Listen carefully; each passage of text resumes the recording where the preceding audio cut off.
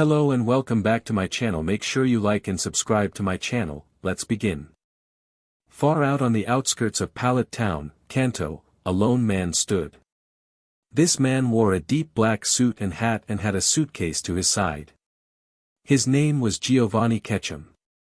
Giovanni walked down to the dirt road out of the small town until he reached a small white house.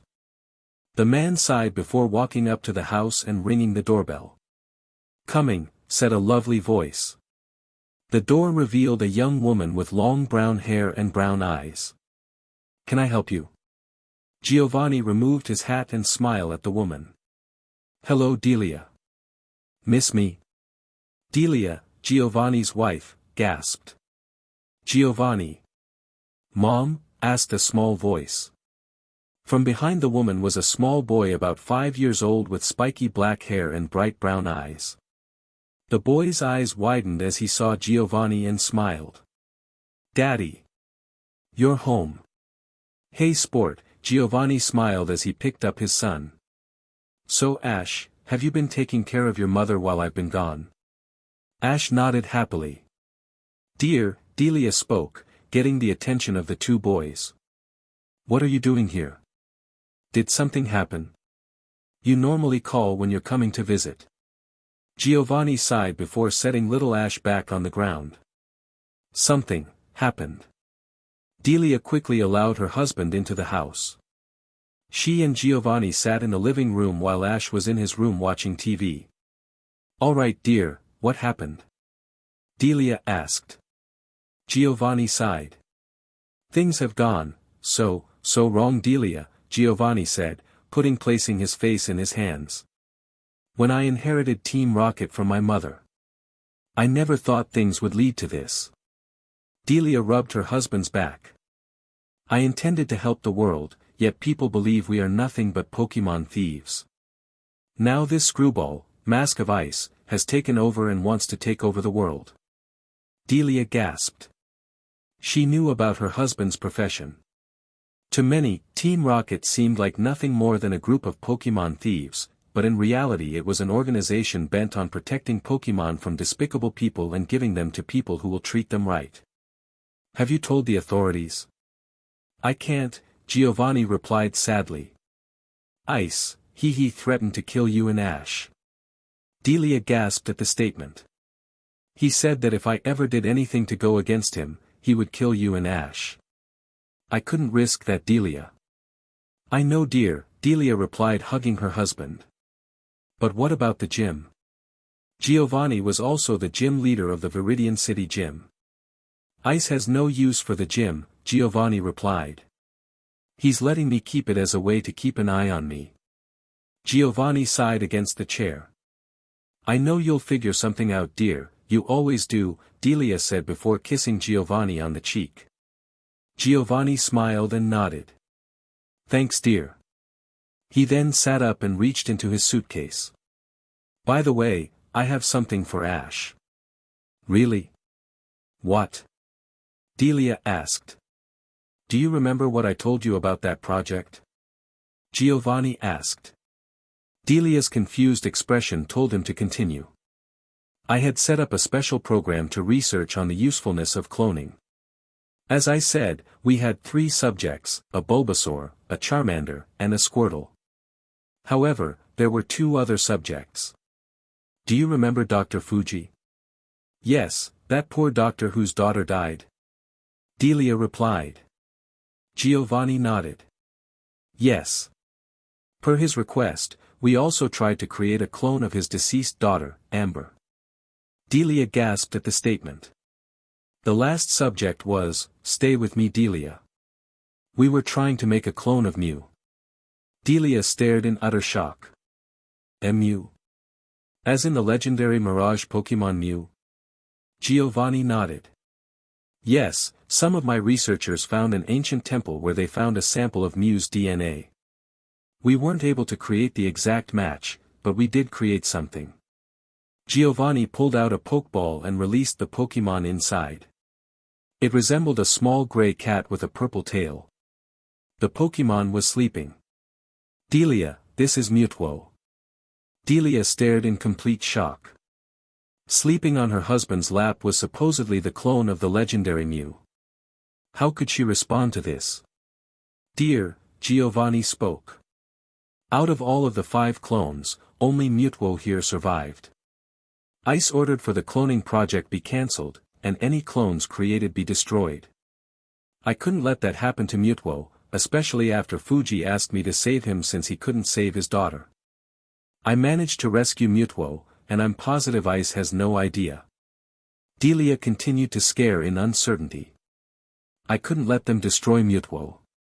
After AmberTwo died, Mewtwo's condition began to react.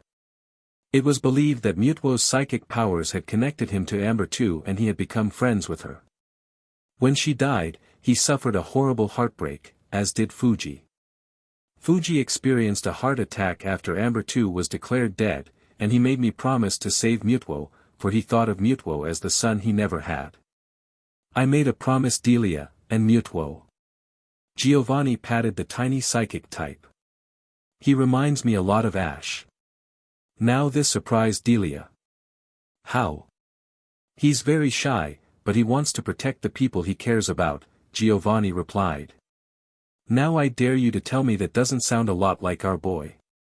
Delia couldn't help but nod. That was their son to AT. It was also her husband. She could understand that he wanted to protect Mewtwo.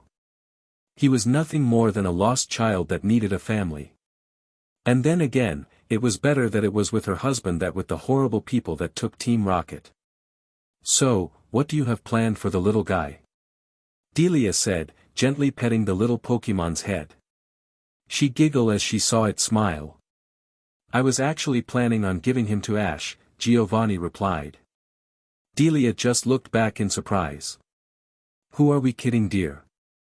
Ash is a trainer. It's in his blood. The minute he'll be able to, he'll run out to get his first Pokémon. Delia couldn't help but giggle lightly. He does take after his father after all. Giovanni smirked at his wife. But dear, what about Team Rocket? Won't this Ice Mask guy realize you took Mewtwo if Ash has him in battle? Ice could care less if Mewtwo is alive, Giovanni replied. His intent is globe domination, he could care less about a boy and his Pokémon. As long as I don't do anything to impede his goals, he could care less about us. Ash will be safe. I'm sure of it. He has his mother's spirit after all. Delia looked at her husband lovingly as he matched her gaze. They kissed each other on the lips before parting. Now, what do you say we introduce our son to his new friend? Delia nodded. Ash. Could you come down please? Coming. Ash called as he quickly went down the stair and into the leaving room. His sight immediately went to Mewtwo. What's that? This is Mewtwo, sport, Giovanni replied. He gently shook the Pokémon, waking it up. Mewtwo opened its purple eyes and looked around. He first looked at Giovanni, then Delia, then Ash, and then back to Giovanni. Mewtwo, I'd like you to meet my family. This is my wife, Delia. Hello dear, Delia said with a gentle smile at the tiny psychic type. And this, Giovanni continued, is my son Ash. Hiya, Ash greeted cheerfully. Mewtwo looked shyly at the tiny human. Hello. Delia and Ash stared blankly at Mewtwo. Dear, did Mewtwo just? Telepathy, Giovanni replied. Being a psychic type, Mewtwo is very intelligent Pokémon. He can speak using his mind. That's really cool, Ash said honestly, gaining a surprised look from Mewtwo. I mean, a Pokémon that can talk with its mind. How much cooler can you get? See cool? Mewtwo asked in confusion. Yeah, cool, Ash replied. It's like good, but a lot better. Oh, Mewtwo replied. So, you think I'm see cool? Sure, Ash replied. I mean look at you. I've never seen a Pokémon like you before. Mewtwo looked at himself in confusion. I really like your horns and tail. Ah really? Mewtwo said happily as his tail began to wiggle around. Ash nodded with a big smile on his face. Actually Ash, Giovanni spoke. I was planning on leaving Mewtwo here with you. Ash's eyes gleamed brightly. Really? Giovanni nodded. Yes, you see Mewtwo is very young. Too young to battle right now, and with my job at the gym, I won't be able to tend to him that much. So I was thinking that you could take care of him. Then when you're old enough, you can take Mewtwo as your first Pokémon. That is, if you're okay with that Mewtwo. Mewtwo looked at Giovanni with uncertainty within his eyes. Please Mewtwo. Ash asked pleadingly. I really want to become a trainer, and it would be great if such an awesome Pokémon like you could become my partner. Why you'd really like me to be your partner? Mewtwo asked in surprise. Ash nodded. Yeah. I know we would be great friends. Friends? Mewtwo asked in surprise. For some reason, he liked that word. He looked at Giovanni and Delia, both were smiling warmly at him. Then he looked back at Ash who was smiling at him pleadingly. For some reason, he could feel something nice emitting from Ash. A small smile formed on Mewtwo's mouth as he nodded. Okay Ash, I'd like to be friends. Yay! Ash declared happily. Ash, Delia spoke. Why don't you show Mewtwo your room? Great idea Mom. Ash replied happily. He grabbed Mewtwo's three-fingered hand and led the purple Pokémon up the stairs. Giovanni watched with a warm smile as he watched his son run up the stairs with Mewtwo. He knew he made the right choice to bring Mewtwo home and give him to Ash. There was no doubt in his mind the two would become great friends and an incredible team. 10 years later. Mewtwo used Thunderbolt, yelled a 15-year-old Ash Ketchum. You got it. Mewtwo declared telepathically as its entire body lit up with electricity before sending a powerful bolt of lightning at a rock, destroying it in the process. Ever since that fateful day 10 years ago, Ash and Mewtwo had become the best of friends. They treated each other more like brothers rather than trainer and Pokémon. Ash had helped Mewtwo reach his full potential, and Mewtwo even inspired Ash to train his own body. He was very well fit for a 15-year-old. Mewtwo had also grown much. Being a Pokémon, he grew in size faster, already standing a few inches taller than Ash. That was great Mewtwo, Ash said to his best friend. Thanks Ash, Mewtwo replied with a smile. I can't wait for tomorrow. Neither can I, Ash replied. Just think, tomorrow we are off on our journey. We're gonna be the strongest team ever. Yeah, Mewtwo replied.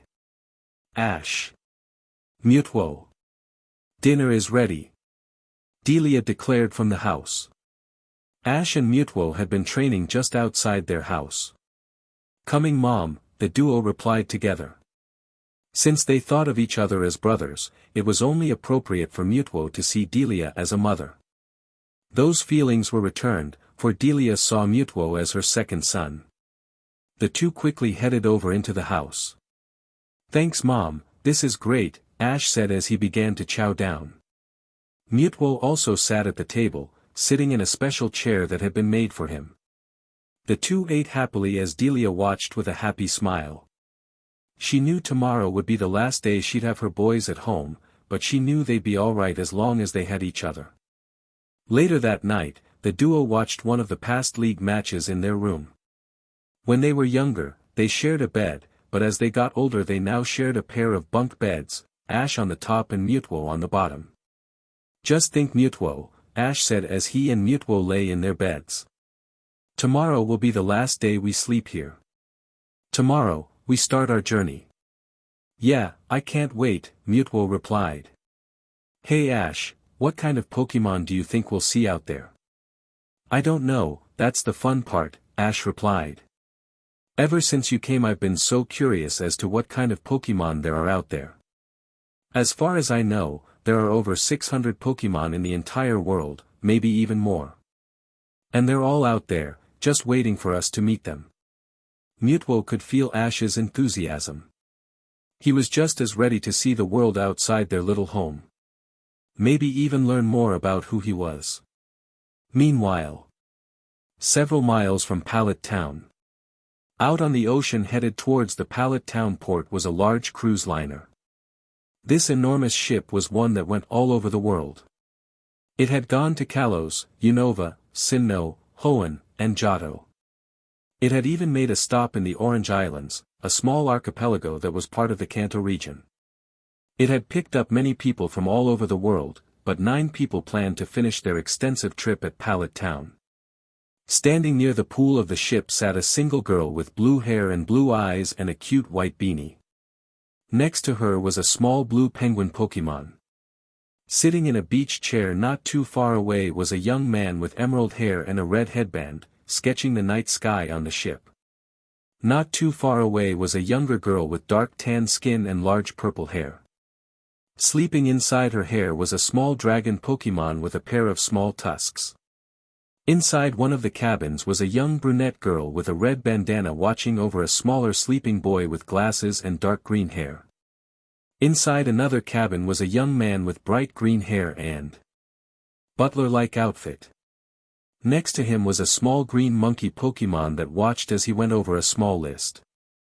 In another room sat a young man with blonde hair and glasses working on a strange device while a younger blonde girl slept with a small gray rabbit Pokémon, a small yellow reptile Pokémon, and a small orange mouse Pokémon. Lastly was a girl in another room with long brown hair and a pink hat. She was holding a picture that had the image of her and a small familiar-looking black-haired boy. All of these people came from different places and had different backgrounds.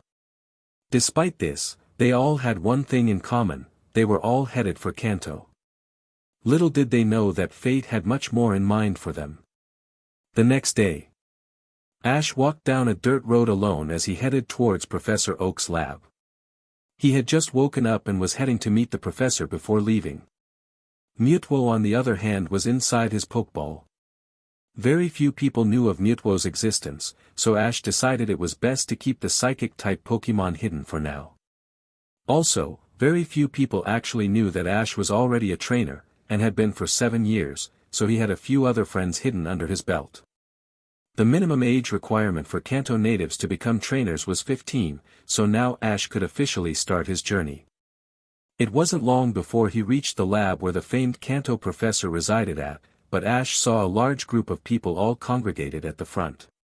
"Hey, what's going on?" he asked. "Is that Ash Y boy I heard?" claimed a very arrogant voice. Ash flinched at the sound of the familiar voice. The group of people dispersed to reveal an arrogant-looking boy with spiky brown hair. "Gary Oak," Ash grunted. At one time, Ash and Gary were once best friends, but then when Gary began learning about Pokemon he became very arrogant and determined to prove himself better than Ash in any way possible.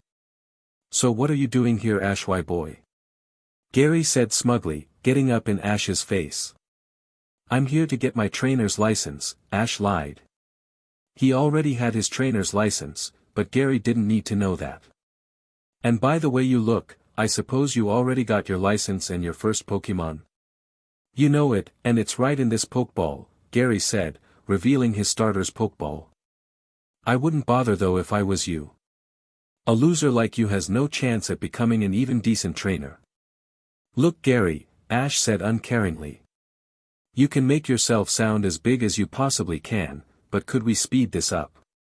I want to get my license today." Gary was surprised by Ash's unwillingness to be baited. He shrugged this off and walked off. "Whatever, loser boy."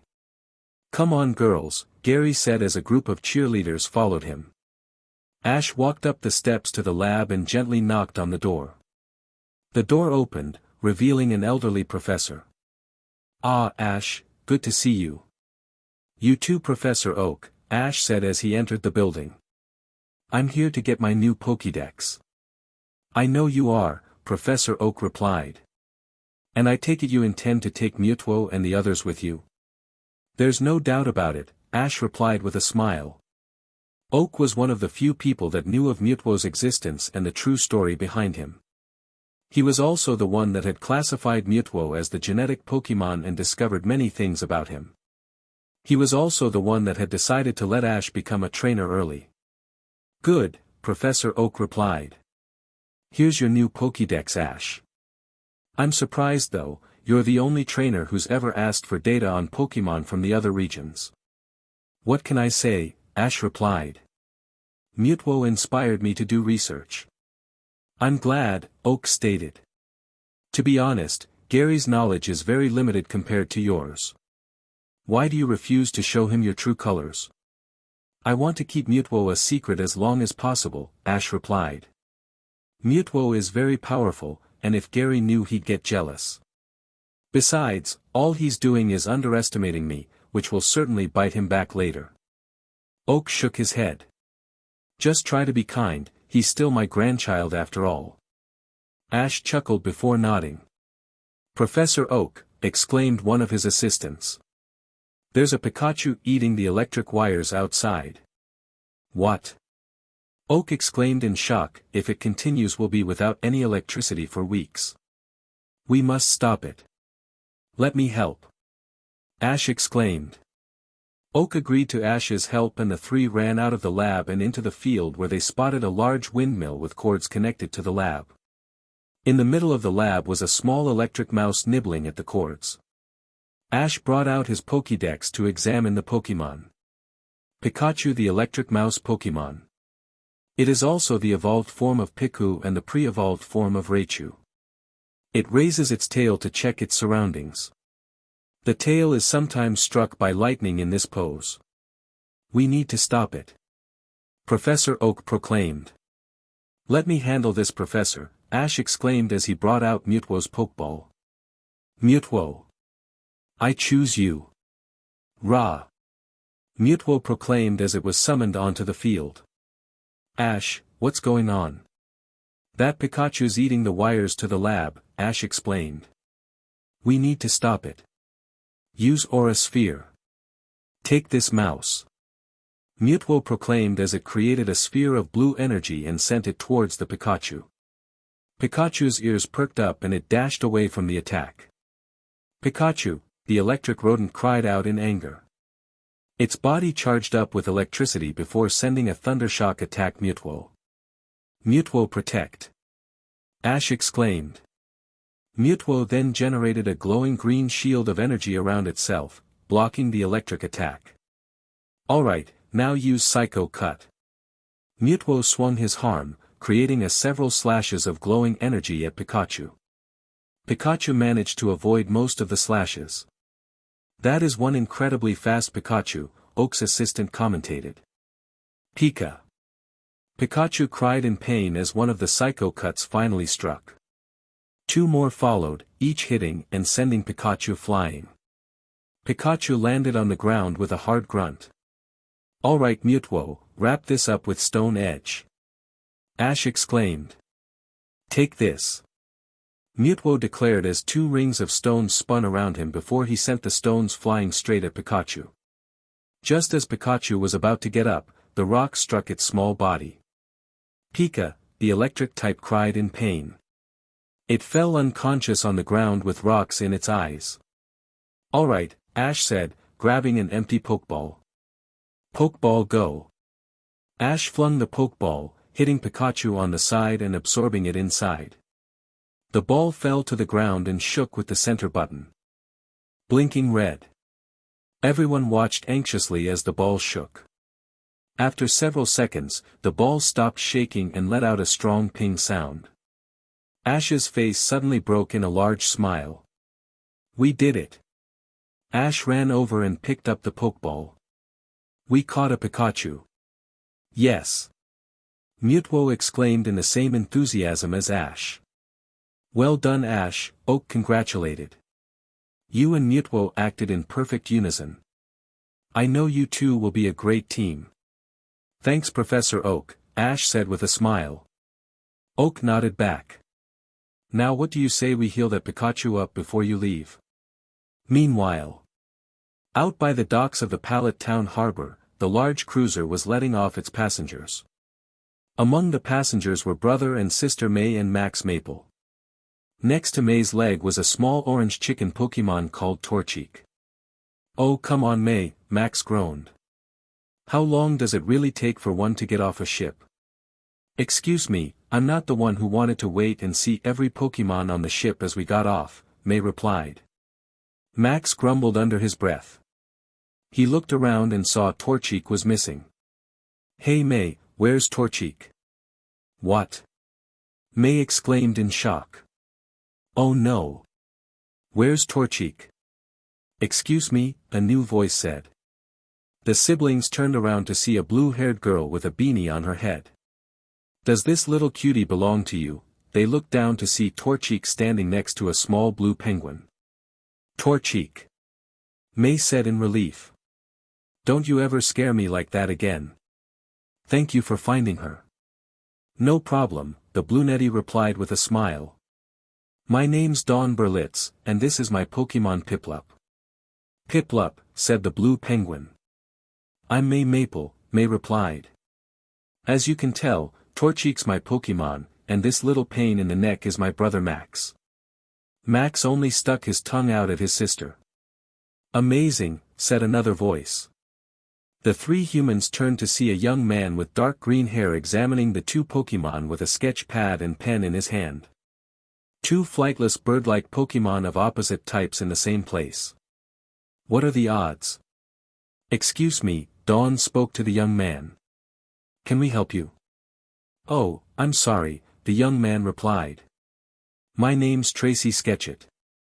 I'm a Pokémon sketcher, and I just had to draw your Pokémon." "I mean, what are the chances of a Sinnoh and a Hoenn Pokémon standing side by side in the same place?" "You're from Sinnoh?" Max asked in surprise at Dawn. "I always wanted to go to Sinnoh." "Yeah I am," Dawn replied. "Piplup's the water starter for Sinnoh trainers. I got him just a few weeks ago." "Really?"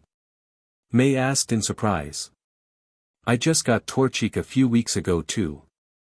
She's the fire starter for Hoenn Pokémon." "Amazing," Dawn replied before looking down. She was surprised to see a third Pokémon approaching. It resembled a small dragon with small task. "Why hello, who are you?" "Axu," cried the happy dragon Pokémon. "Axu," cried another voice. "Axu, where are you?" The group of ever-growing people was approached by two more people, one with large purple hair and other with short green hair. "Axu, there you are, how many times have I told you not to run off?" asked the purple-haired girl. "Axu," the small dragon said apologetically. "Does this little guy belong to you?" May asked. "Yeah," the purple-haired girl replied in embarrassment. "My name's Iris Nagai, and that's my Pokémon Axu." "And I'm Silen Dento," the green-haired male stated. "I was helping Iris here find her Pokémon." "Nice to meet you," May replied. "My name's May, and this is Torchic." "I'm Dawn and this is my Pokémon Piplup," Dawn introduced. "I'm Tracy," Tracy stated. "And I'm Max," Max finished. "Can I ask something about Axu?" "Sure," Iris replied. "Is Axu a Unova Pokémon?"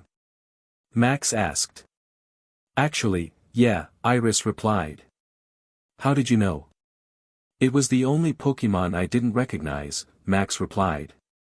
"Amazing," Tracy stated in awe. "A Unova, Sinnoh, and Hoenn Pokémon all in the same place and time. This is incredible." Suddenly, the group of Pokémon became bigger as a small orange fox Pokémon with red fur in its ears. "Whoa, another one!" "Fen," the small fox exclaimed. "Fennekin," a female voice called. The growing group was joined by an older girl with brown hair and blue eyes and wore a pink hair, black top and red dress. "I'm so sorry. My name is Serena Yvonne, and that's my Pokémon Fennekin and it sort of got away from me." "Don't worry, you're not the only one," Iris said lightly. "Wow! A Fennekin," said an excited voice. Everyone turned to see Fennekin now being examined by a young blonde-haired girl that was about the same age as Max. "Bonnie," groaned another voice. They all turned to see a young man with blonde hair and glasses and in a blue work suit. He had a large strange backpack on as well. "Don't go running off like that."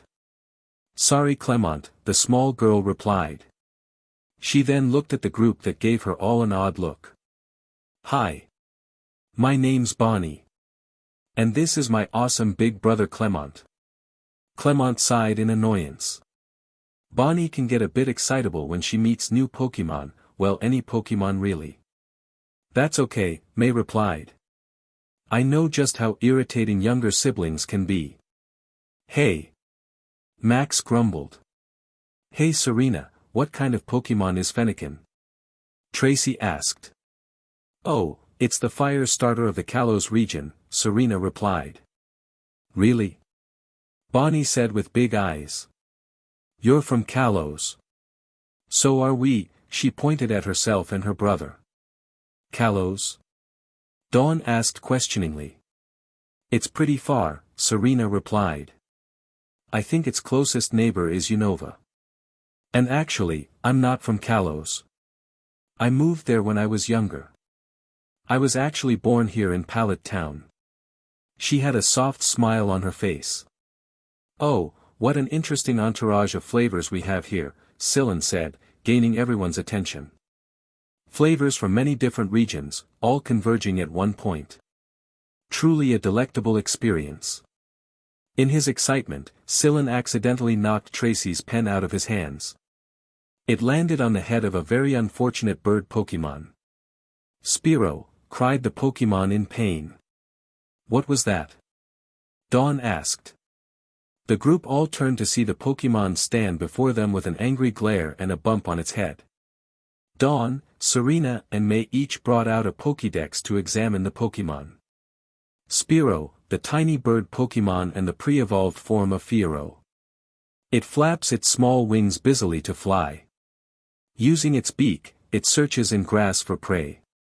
"Spearow," the Pokémon cried, letting out a powerful screech. The humans cried out, covering their ears, their Pokémon following the same fashion. After a few seconds, the Spearow ceased its cry. "What was that?" Bonnie asked painfully. "That was Screech," Max replied. "I think it's mad." "I'd be mad too if I got hit by a flying pen," Iris said grumpily while Sylvan and Tracy paled in embarrassment. Guys?" Clement said nervously, pointing at the sky. The others all turned to see an entire flock of angry Spearow all flapping towards them. "I thinks now would be a good time to run." The humans cried along with their Pokémon as they ran away from the coming group of bird Pokémon. Many other people and Pokémon got out of the way, not wanting to get in the middle of the chase. The humans and Pokémon were chased in the nearby forest. Meanwhile, down by a stream on Route 01, a single girl with bright orange hair and green eyes sat, fishing.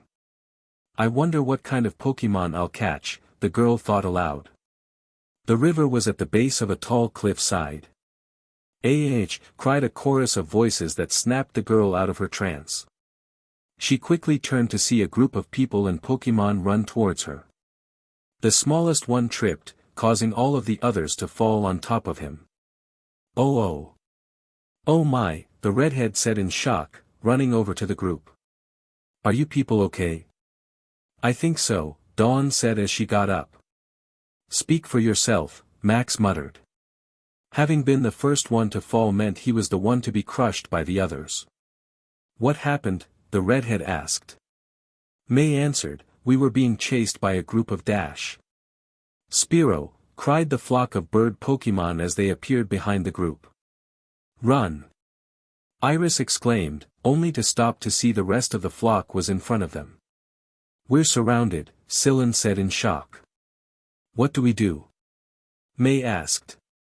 "Looks like we have to fight," the redhead replied. "There you go." "Hey!" cried a flying starfish Pokémon. "She has the right idea. Panzage, come on out," Sylvan declared, releasing a green monkey Pokémon. "Panzage. I guess it's my turn, go Mario," Tracy exclaimed. Maril, cried a blue mouse Pokémon.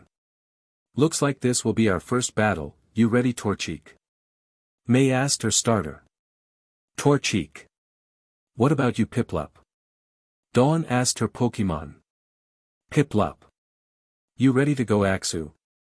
Iris asked her dragon Pokémon. Axu. We better get in on this too Fennekin, Serena said bravely. Fen. I should help as well. Go Bunnelby. Clement exclaimed, releasing a gray-brown rabbit Pokémon. Bunnelby. This is going to be so awesome, Max said, ready to watch a spectacular battle.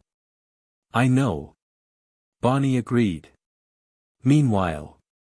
Walking down the road past Pallet Town on Route 01, Ash walked side by side to his two Pokémon, Mewtwo and Pikachu. After its capture, Professor Oak had Pikachu healed so Ash could spend some time with it. Pikachu was distrusting at first, but after some comforting words from Ash, he decided to give him a chance. Ash learned that Pikachu did not like being inside the Pokeball, even admitting it was scared. Ash told him that he understood, and he would help Pikachu get used to being inside a Pokeball. Just imagine guys, Ash said to his two Pokémon. In a while we'll be in Viridian City. Our first stop in our journey. Sounds great Ash, Mewtwo replied as it floated next to Ash. What about your dad? Doesn't he run the gym there? Yeah he does, but he's out on business last Mom told me, Ash replied. He won't be back for a while, so we might as well continue to the next town for my first badge. We can still register for the Pokémon League in Viridian City though. Pikachu replied happily as it sat on Ash's shoulder. Help, cried a rather high-pitched feminine voice, catching the trio's attention. What was that? Ash exclaimed. Sounded like a little girl crying for help, Mewtwo replied. Ash nodded. Mewtwo, you and Pikachu better return to your Pokeballs. Mewtwo nodded as Ash recalled him to his Pokeball. Ash brought out Pikachu's, but the electric mouse flinched. Pikachu, I know you're scared of being inside your Pokeball, but you need to trust me. Do you trust me? Pikachu was hesitant at first, but nodded. Ash nodded back before recalling the electric mouse. Ash then sprinted into a run towards the sound of the screams. He ran up a hill and stared down and gasped at the sight. At the base of the cliff was a group of people and Pokémon surrounded by an angry flock of Spearow. The people were all holding on to their fallen Pokémon while the Spearow suffered less casualties. Ash realized he needed to do something quick. Scene change. The redhead, Misty Waterflower, held on to her fallen Spearow. It seemed like such a good idea. She thought that they would be able to handle the flock of Spearows. Boy was she wrong. Now, they were all at the mercy of the Spearow. All of their Pokémon fell one by one because of their unrelenting attacks. It seemed like this would be the end. May, what do we do now? Max asked his older sister. I don't know Max, May replied as she held her hurt Torchic. Looks like this is the end of our culinary quest, huh Pansage? Sillin asked his fallen grass type. And to think today started so well, Tracy said as he held his Maril. Piplup, Dawn cried as she held her unconscious penguin.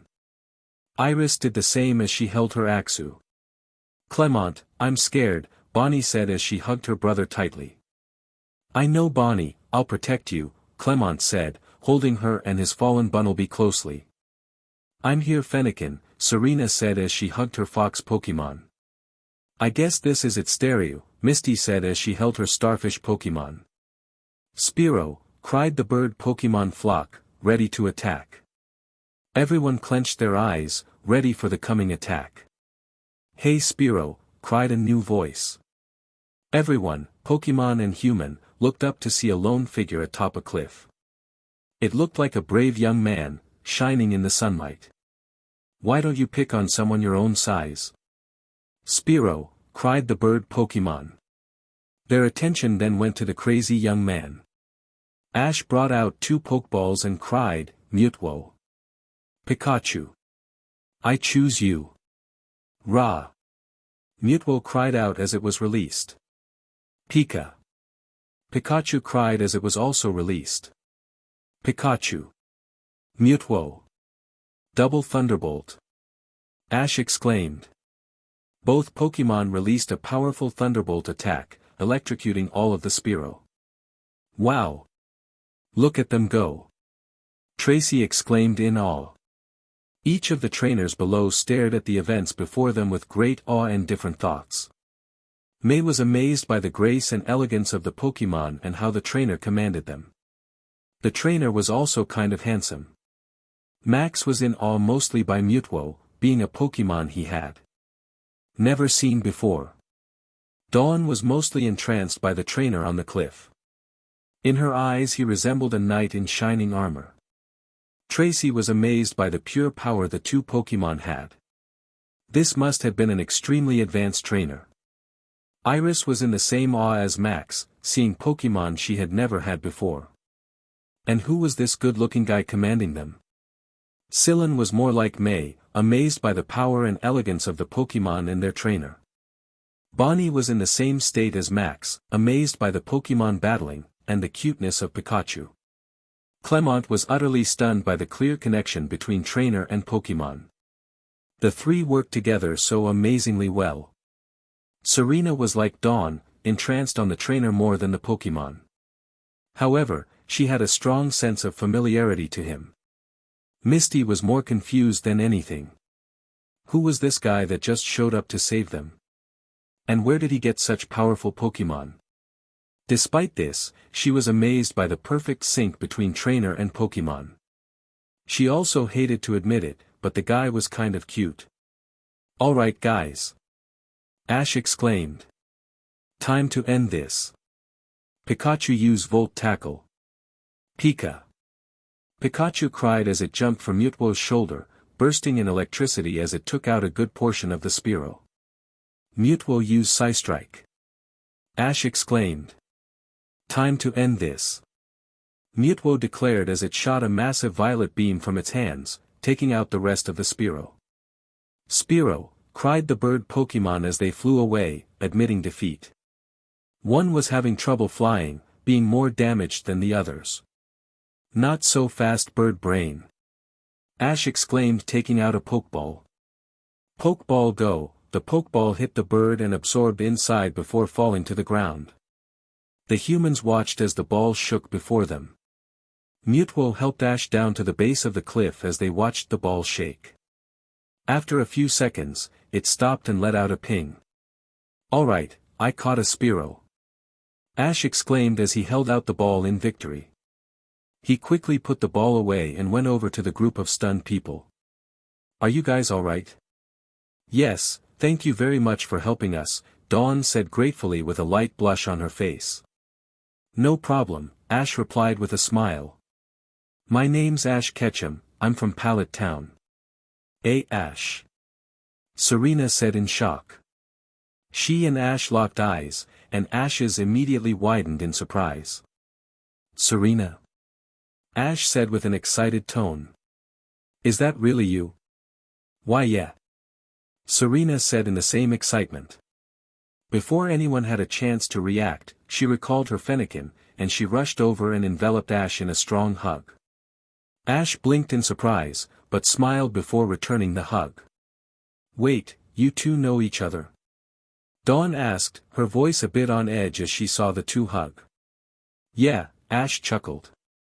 Serena used to live in Pallet Town until she moved to Kalos. We were best friends. Despite her desires, Serena pulled away from Ash, knowing the others would raise questions. So what are you doing here, Serena? I actually started on my Pokémon journey some time ago, Serena replied, a light blush on her cheeks, still reeling from the warmth of Ash's hug. I came to Kanto so I could start here, and I was sort of hoping I would run into you again. I really missed you, Ash. I missed you too, Serena, Ash said with a smile, it is good to have you back.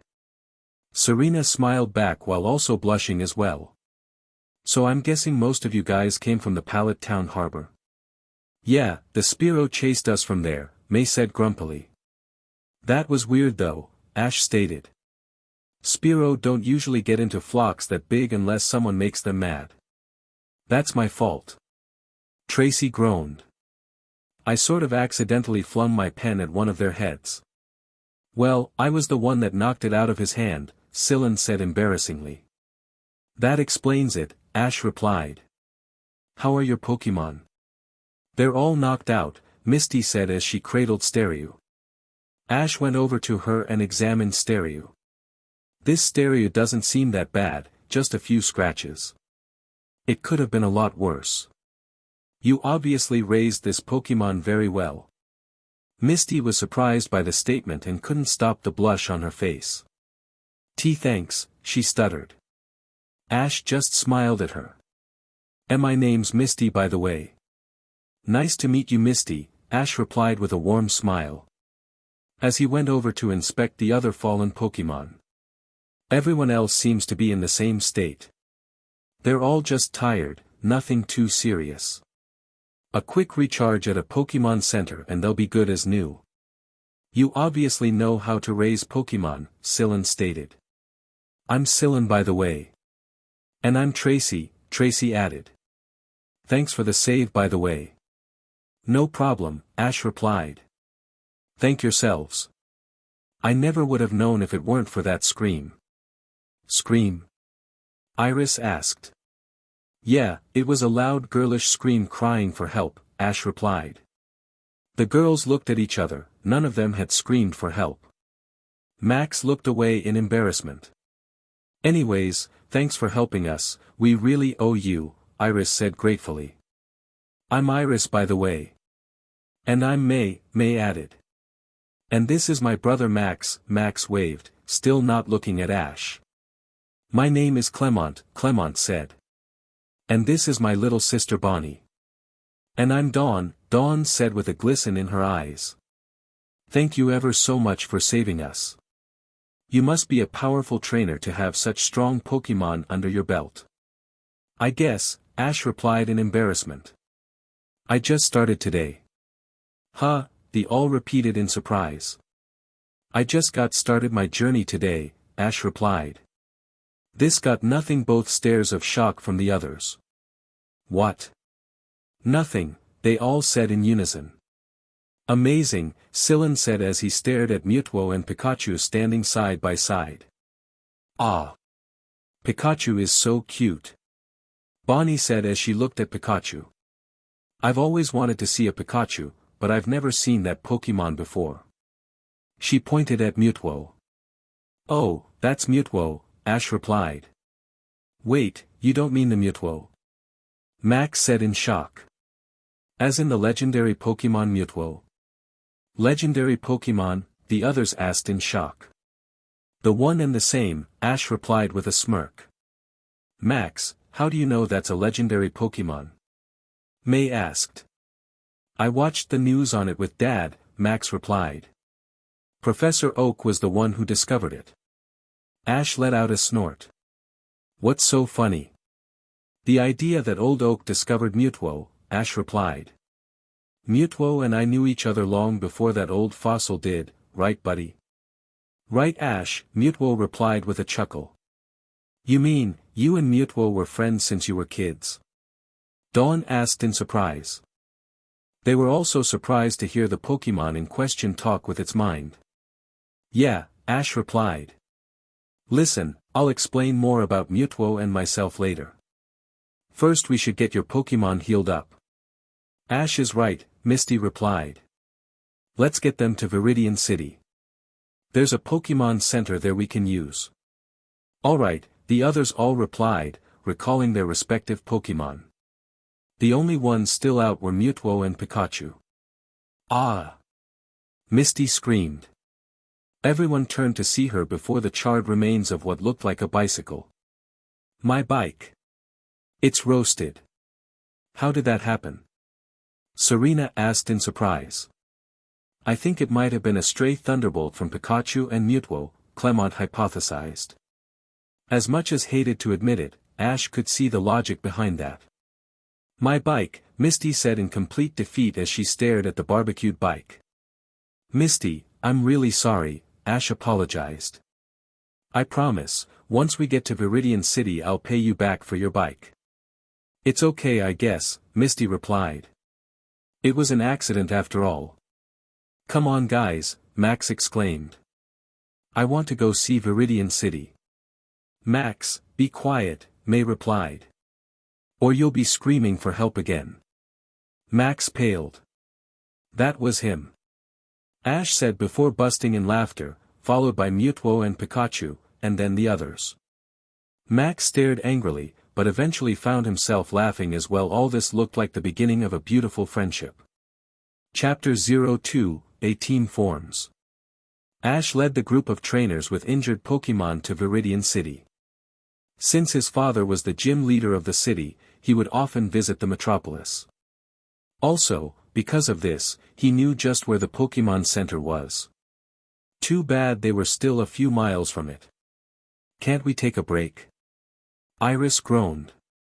We've been walking for 2 hours. Sorry guys, Ash replied, but we need to get to the Pokémon Center so you guys can heal your Pokémon. Can't Mewtwo just teleport us there? Clement asked. I mean, from what we saw in that battle, he looked like a psychic type. That's right Clement, Ash replied. Mewtwo is a psychic type, and he could teleport us to Viridian City, but I don't want to risk people seeing him yet. Makes perfect sense, Syllan stated.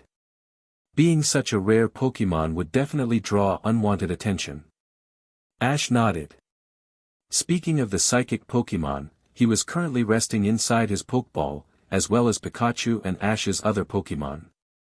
Having become a trainer at the age of 8, he had already befriended and captured many other Pokémon. However, he had yet to tell his newfound friends just how many Pokémon he had under his belt. They continued down the dirt road, but Ash stopped when he spotted something. A smile appeared on his face as he saw a small familiar building. Hey guys, looks like I found us a ride. Really? May and Dawn asked in unison. They were just as tired as Iris. Misty and Serena was as well, yet they didn't want to sound so whiny in front of the others. Yeah, come on. Ash exclaimed, dashing up. Ash. Wait up. Serena called out, rushing behind him. The others began to follow as well. That Ash really has a lot of energy, Syllan said to Tracy. Yeah, Tracy agreed. Where does he get it from? I don't know, but I wished he'd slow down, Clement gasped, lagging at the end of the group. It didn't take Ash long to reach the building. It was a small police station. Ash began to knock on the front door, then shortly after the door opened revealing a middle-aged woman in a police outfit. Yes. Hey Officer Jenny, remember me? Ash said with a bright smile. The rest of the group managed to reach the building. The woman's eyes widened as a smile formed on his face. Little Ash Ketchum. She exclaimed with a smile. Been a long time Ash. Yeah, Ash agreed. How have you been? Is your sister feeling better? Oh she is, thank you, Jenny replied. She then took notice of the group of people behind her. Why Ash, when did you become so popular? Ash chuckled lightly before answering, actually, these guys were being attacked by a flock of Spearow and I just happened to be around. Their Pokémon took some heavy hits, and we need to get to the Pokémon Center in Viridian. Could you give us a ride? Jenny nodded. Sure thing, wait right here. With that, she closed the door. Who was that Ash? Dawn asked. Her name's Officer Jenny, Ash replied. She's an old friend of my dad's and I would often visit the police station during some of my trips here. She even let me ride in her motorcycle a couple of times. Suddenly, the sound of car coming caught the group's attention. Coming out of the police garage was a large van with Jenny at the wheel. Hop in, she exclaimed. Quickly enough, the group went to enter the van. Ash sat in the passenger seat next to Jenny, Tracy, Clement, Max and Syllan sat in the back while Misty, May, Serena and Iris all got the middle. Bonnie ended up sitting on Serena's lap. Dawn looked around, trying to find somewhere to sit. "There's no room left," she said sadly. "Hey Dawn," Ash called from the passenger seat. "You can sit with me." "But Ash," Dawn exclaimed in surprise. He was suggesting that she sit on his lap. "Hey, no worries," Ash replied with a small smile. Dawn was hesitant, but nodded. She quickly got into the car, sitting on Ash's lap and clinging onto his body. "Everyone in then?" Jenny asked. When she got collected replies from the others and grunts from Dawn, she hit the pedal and drove off towards the city. All while the drive, Dawn clung to Ash's body. He couldn't see the blush on her face, but as she got settled, a small smile formed on her lips. She snuggled into his strong body. Meanwhile behind them, the girls were all wondering why they didn't try getting in last so they could sit on Ash's lap. "So Ash," Jenny spoke. "I take you just started on your journey?" "Yep," Ash replied. "Just did, I'm planning on challenging the gyms." "Really?" Max exclaimed from the back seat. "So that means you're going to be in the Pokémon League?" "Yep." Ash replied. "Though, I have been thinking about going into contests too." "Really?" May and Dawn asked simultaneously. "Yeah, I started watching contests when I was 11, and I'll admit, it must take some real skill to make Pokémon look so good on stage. Then again, it takes a lot of skill to battle gym leaders too." "Really?" Iris asked in confusion. "I thought you just beat them and done, you get a badge." "Nope," Ash replied. "If that's what you think when you're planning to challenge gym leader, then you already lost. Gym leaders are some of the strongest trainers out there, and you have to be pretty quick if you want to beat them. You can't expect you'll win easily." Misty was surprised by Ash's knowledge of gym leaders and couldn't help smile. "Sounds like you're planning to do a lot," Jenny stated. "By the way, I heard your dad's out on business." "Yeah," Ash replied. "So I guess that means you won't be trying to get the Viridian City Gym badge, huh?" Jenny said. All the others, minus Serena, looked at Ash in shock. "Your dad's the Viridian City Gym leader?" Max asked in shock. "Yep." Serena said with a smile. "I've met Ash's dad before I moved. He's really strong, probably the strongest gym leader in all of Kanto." Misty pouted. "He can't be all that strong," she muttered loudly. "He's beaten 3 out of the 4 Elite Four," Ash stated, earning collected gaping expressions, making him smirk. "Anyways, it's alright. I'm planning to save the Viridian City Gym for last anyways. I want to get stronger before I face my dad." "Sounds like a plan then," Jenny replied with a smile. "By the way, Joy's been asking about you." "Really?" Ash asked in surprise. "I haven't seen Nurse Joy since my last visit." "How is she?" "She's fine," Jenny replied. "She's actually been wondering about when you would visit again. She's always loved whenever you and your father came to visit." "I know I did too," Ash replied. The other just stared in curiosity as Ash continued to talk to the officer. The girls in particular were wondering just who this Joy was. As they continued to talk, it didn't take the group long to reach Viridian City. The foreigners just watched in awe at the great city, even Misty and Serena were amazed by it. It wasn't long after they entered the city that they got to the large Pokémon Center. "Here we are," Officer Jenny said as she let the trainers off.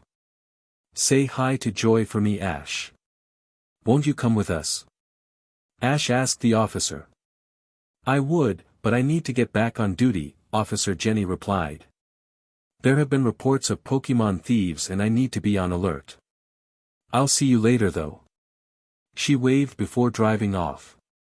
"So Ash," Bonnie began. "You never told us, who is this Joy? Is she your girlfriend?" she teased with a big grin. Ash let out a short laugh while shaking his head. "No, she's the nurse of the Pokémon Center. She's just an old friend of mine. Come on, we need to get the Pokémon healed." Right, the others said in unison. The group entered the building, finding it surprisingly empty, minus the lovely woman in a nurse's outfit with pink hair smiling at them. Hello, I'm Nurse Joy, and welcome to the Pokémon Center. Hey Joy, Ash greeted. Miss me? Ash, the nurse exclaimed happily. It's been so long. How have you been? Pretty good, just started my journey today, Ash replied as he and the group walked up to the main desk. As much as I'd love to shoot the breeze, Joy, there's a reason I came here. My friend's Pokémon here were injured. Could you take care of them? Oh, of course, Nurse Joy replied. She asked for them to give her their Pokeballs, which they all did. What of your Pokémon, Ash? Do they need to be healed up? Well, Ash began as he brought out a single Pokeball.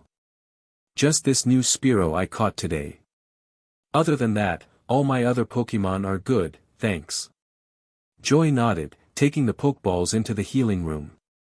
So, who's hungry? No thanks, I'm Dash. Misty was interrupted by the growling of her hungry stomach. And never mind. She muttered in embarrassment. Her embarrassment was shared when the stomachs of the others minus Ash became a chorus of growling. Ash let out a short laugh. Ha, I guess you're all taking my offer, they all nodded in response. Alright then, let's get something to eat. Along with healing Pokémon, Pokémon centers work as good places for trainers to rest and relax. Come on. The others all followed Ash without question. He led them to a large cafeteria area and they all got their own food. As they ate, they also talked to each other. Alright guys, looks like there's plenty for to eat, so get as much as you want. Better not say that, Ash, Max stated. My sister here eats more than a Snorlax, but then again, all that food goes to her big BOW. Max gripped his head after receiving a nasty lump from his sister. How about we just try to have a calm meal? Syllan suggested. I agree, Ash replied. Speaking of which, I've been wondering. All of you except for Misty and Serena are not from Kanto, right? That's right, Dawn answered. How did you know? Your Pokémon, Ash replied.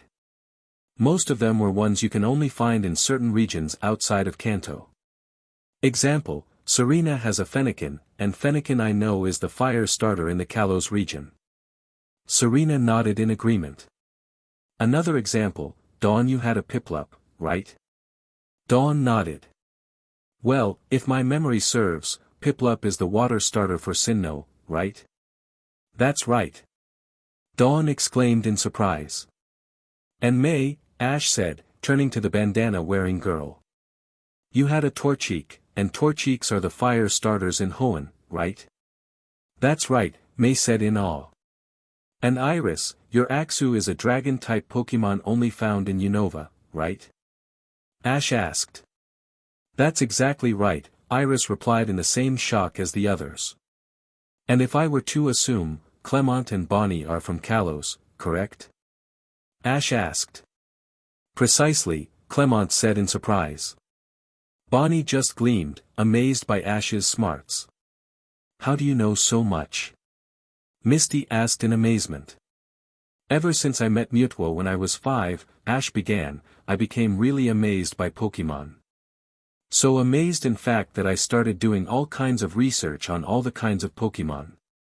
I did so much that Professor Oak gave me an official trainer's license when I was 8. Wow, really? Bonnie asked in amazement. The others were just as amazed. This was because the normal age limit for one to receive their trainer's license was, yep, considering Mewtwo and I were already really good friends, Old Oak thought it was alright for me to become a trainer early. I still couldn't leave Pallet Town since I was so young, but that was fine. I still got to train with my best friend and we just prepared for when I left. Ash explained. That explains how skilled you were today, Syllan stated. A truly scrumptious array of power and skill between trainer and Pokémon, all wrapped up in a friendship that has cooked brilliantly with age. The other all stared in confusion at Syllan. I apologize. You see, I am a Pokémon connoisseur from Straighten City in Unova. Pokémon connoisseur, huh? Ash said with interest. I've heard of them. Not many in the other regions, but they're really popular in Unova. You evaluate to the bond between trainer and Pokémon to see if they work well together with one another. That is precisely it, Sillin replied. I happen to be a Class A connoisseur, and from my evaluation I can easily tell that you and Mewtwo have an amazing connection.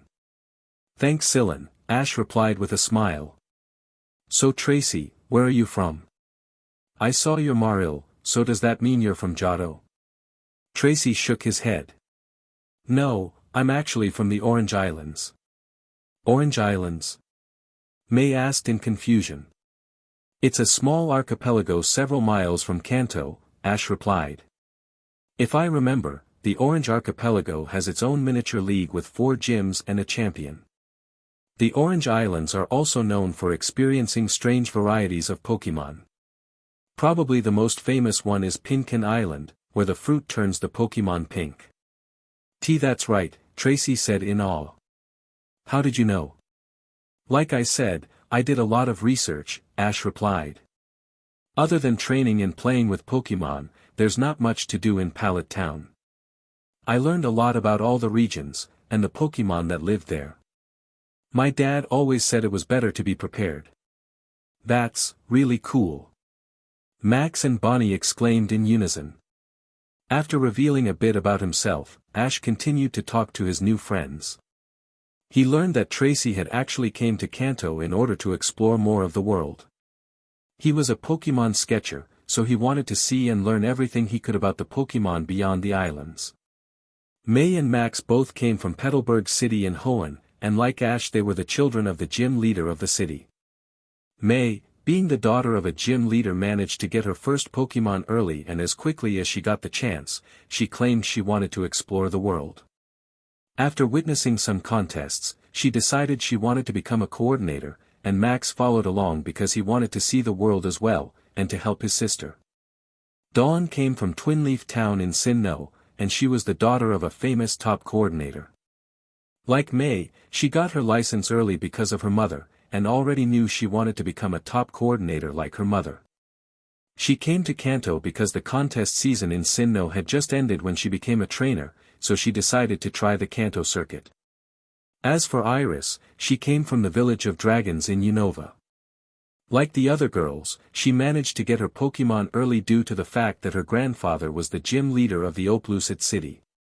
She came to Kanto because she wanted to see more land she had never seen before. Sillin, along with being a connoisseur, was also co-gym leader of the Straighten City Gym.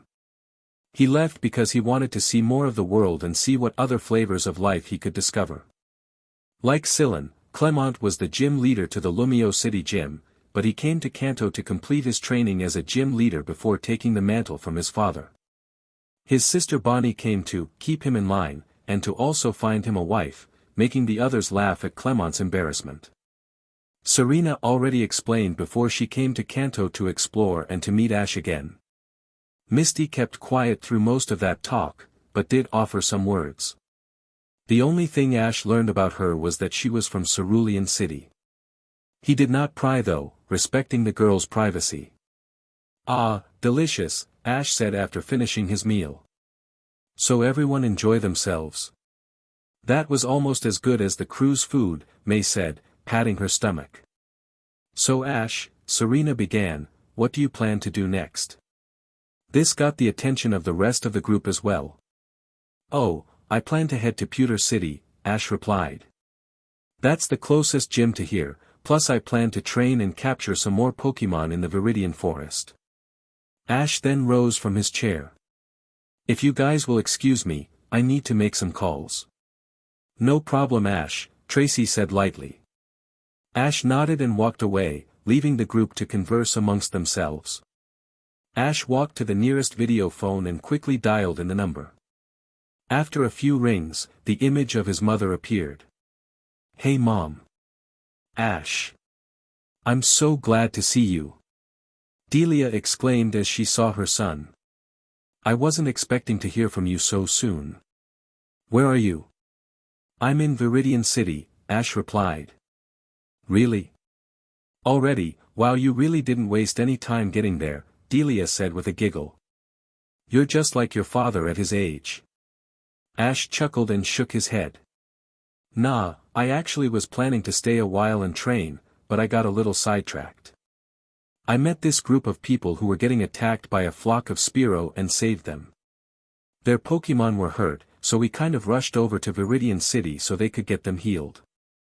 Really? Delia asked in amazement. Ash nodded. Wow. Well, I'm proud of you, Ash, you did the right thing. Thanks, Mom, Ash said with a light smile. Oh, and you'll never guess who was in the group. Who? Delia asked. Serena, Ash replied. He snickered as the realization hit his mother like a brick. Her expression was priceless. You mean little Serena? Delia exclaimed loudly. Ash nodded. Oh, Ash. That is such great news. I haven't seen her in years. You two were inseparable when you were younger. Yeah, I know, I was just as surprised, Ash replied. She actually came to Kanto to start off her journey like I am. Well, that's great, Ash, Delia said with a big smile. Well, I'm sure you have other things to deal with. I'll leave you alone then. Love you, dear. Oh, and tell Mewtwo the same. I will, Mom. Love you too, Mom, Ash said with a warm smile as he and his mother hung up. Hey Ash, Bonnie said as she and Max walked over to the older boy. Was that your mom? Yeah, Ash said with a light smile. I was just making sure she knew I was okay. I love her to death, but she can get so worried about me sometimes. Ash then turned to the younger duo. So what are you guys doing here? Where are the others? Oh, they're all back there talking, Max replied. Bonnie and I got kind of bored though, so we thought we could hang with you. Sure, Ash said with a light smile.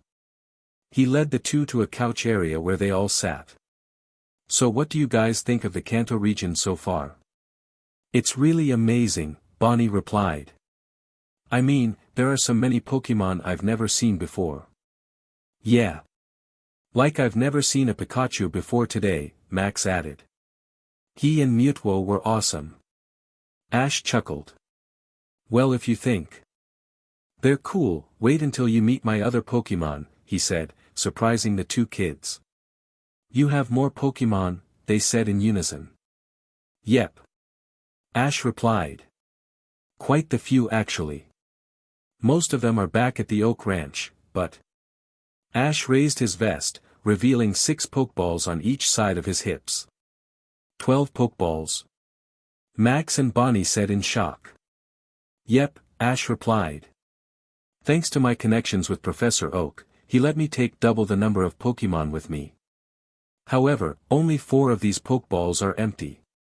Empty, why? Bonnie asked. In case I catch a new Pokémon, Ash replied. A trainer's job is more than just capturing and training Pokémon. You need to take care of them and make sure they're alright. You need to treat them like friends and bond with them so they can be as strong as they can possibly be. The stronger your bond, the stronger you'll become. Both 10-year-olds stared in amazement at Ash. They knew the basics of Pokémon training and stuff, but never thought there was more to it than that. Ash was clearly really smart. Ash then turned to the 2 kids with a cheeky smile. Do you guys want to meet my other Pokémon? He said sneakily. Both kids gleamed widely. Yes, they cried out. Ash laughed heartily. Okay, calm down, he laughed. He then took 6 Pokeballs, minus Mewtwo, from his belt and tossed them into the air. Come on out, guys. Pikachu. Cyndaquil. Mudkip. Lou. Snee. Froakie. Both kids stared in amazement and shock at the 6 Pokémon before them. They had both seen Pikachu before, but were amazed by the other 5. Next to Pikachu, a small mammal Pokémon with a long snout and flames on its back. Next to it was a small bipedal blue aquatic Pokémon with a large fin on its head and a pair of orange spikes on his cheeks. On the other side of Pikachu was a blue bipedal jackal Pokémon with red eyes. Next to it was a green snake-like Pokémon with a big leaf on its tail. And lastly was a blue frog Pokémon with a cloud of foam around its neck. "Whoa!" several collected voices exclaimed in unison. Ash turned his head to see the rest of the group staring at the group of Pokémon in equal amazement. "Hey guys, what's up?" Ash said with a grin. "Ash, where did you get all these Pokémon?" Tracy managed to say. "Oh, most of them were sort of gifts," Ash replied. "Gifts?" Dawn, May and Iris all repeated in shock. "Yep," Ash replied, leaning back with ease. "With the exception of Pikachu and Mewtwo, most of my Pokémon were given to me by visiting professors. I'm really good friends with Professor Oak, and as I was growing up I helped him a lot around the lab. Because of this, he let me meet some of the professors from the other regions. Professor Oak told them about my connection with Pokémon, and they thought it would be a good idea to give me some Pokémon that seemed to be giving other trainers trouble." "So, you mean you have more?" Misty asked. "Yep," Ash replied. "Even so, I make sure I give all of them equal attention, right guys?" All of Ash's Pokémon chirped and cried out together. "But where are my manners? Time for some introductions. Guys, meet Cyndaquil, Mudkip, Riolu, Snivy, and Froakie. Guys, say hello." All 5 plus Pikachu exclaimed in unison. "Whoa, a Johto, Hoenn, Unova, and Kalos starter all in the same place.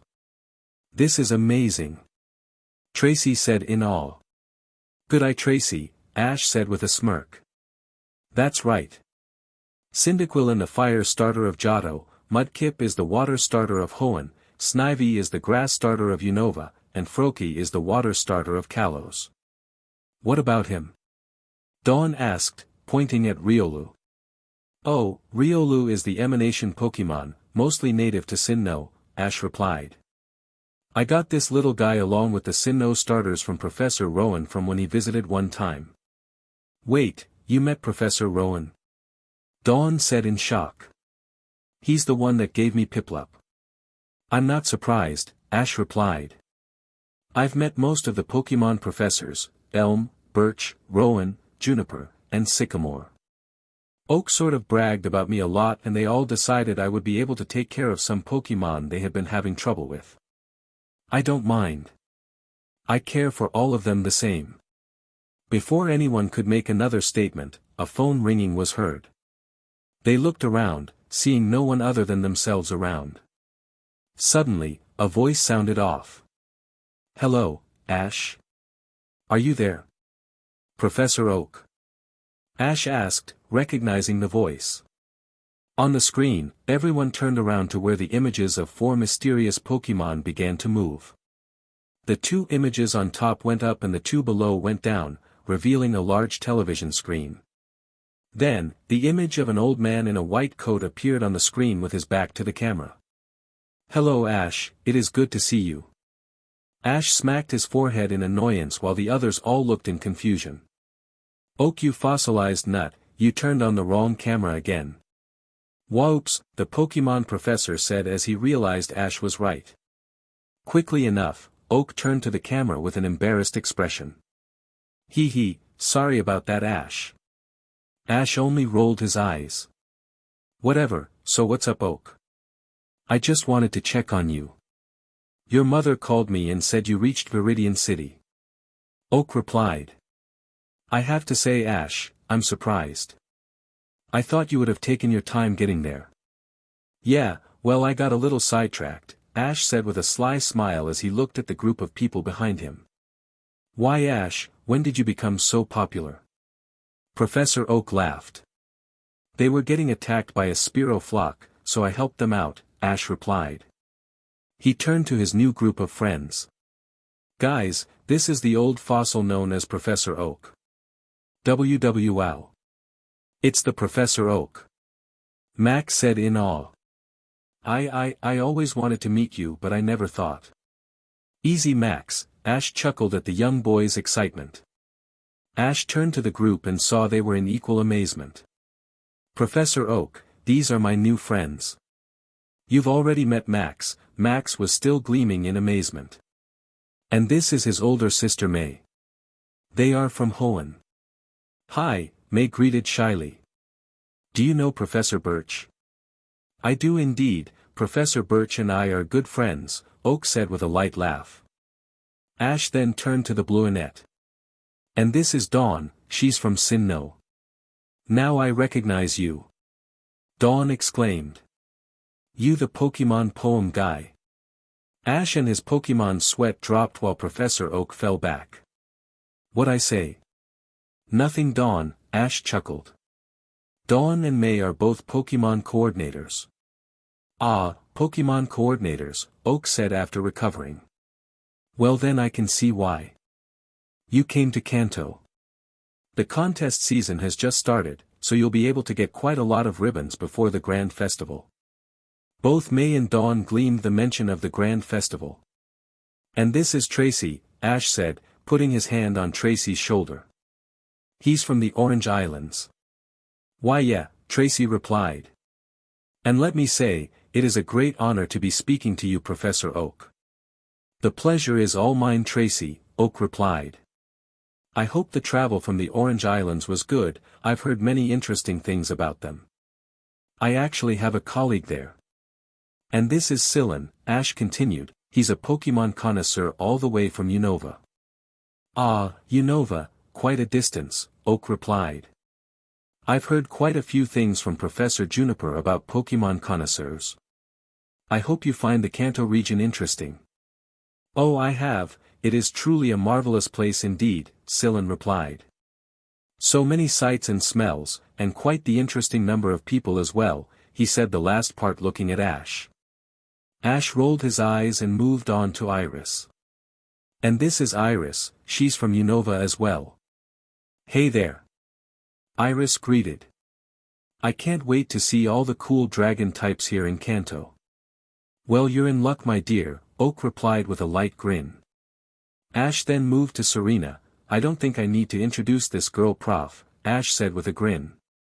Well I'll be the son of a Tauros, Serena Gale, is that you? Oak asked the brunette girl.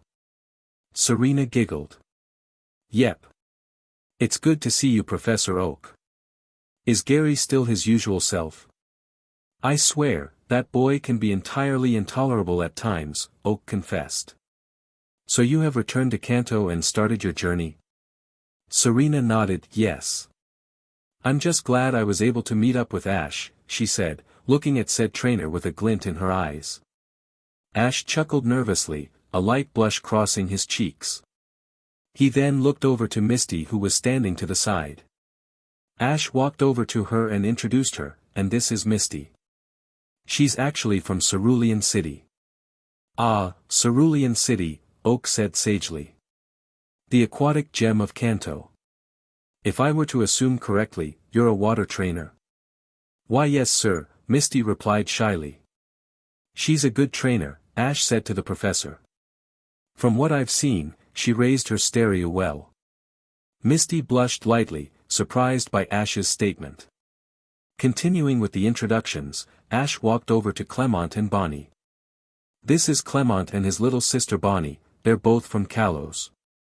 My word, Kalos. That's quite the ways away, Oak replied. I hope the trip was good for you both. It was, and it's a pleasure to meet you Professor Oak, Clement replied. Yeah. Bonnie agreed. Do you work with any other Pokémon? Any cute ones? Oak laughed. Quite a few cute ones indeed. In fact, Ash has quite the collection of cute Pokémon here. Really? Can we see them? Bonnie asked with gleaming eyes. I don't see why not, Oak replied. Everyone. Ash is on the phone. Hey wait. Professor Oak was instantly swamped by a group of small and adorable Pokémon.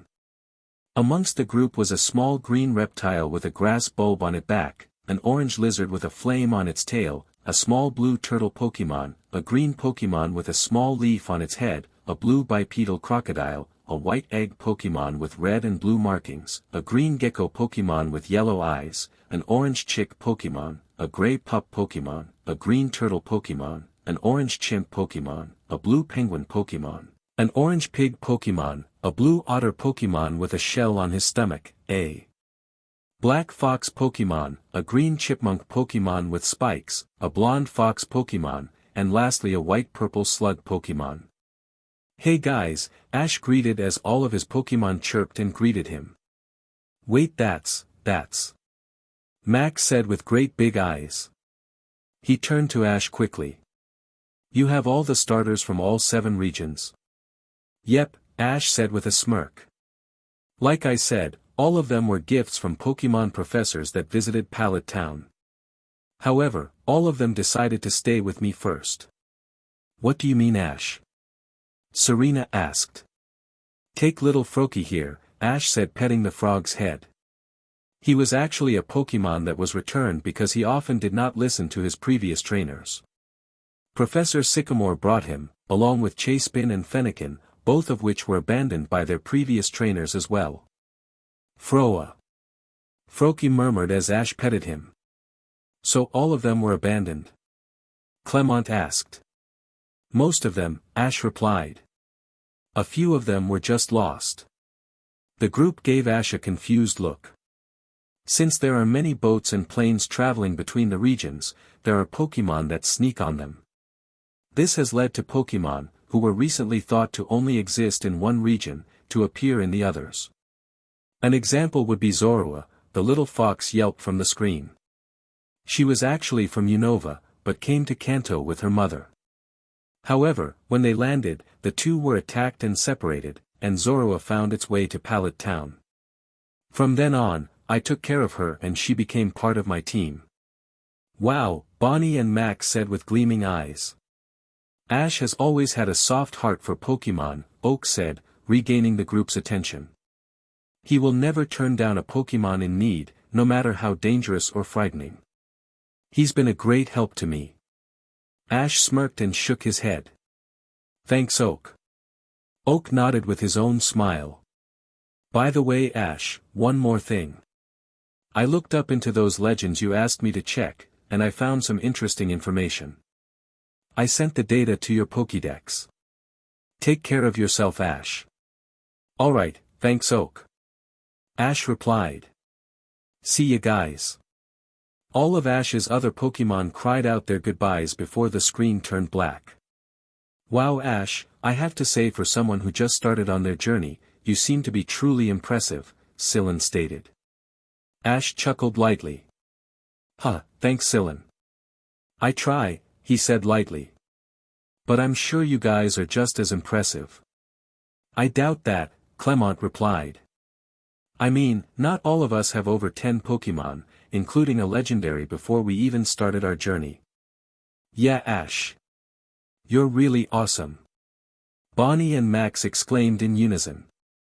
"Oh, knock it off, guys, you're making me blush," Ash chuckled as he rubbed the back of his head.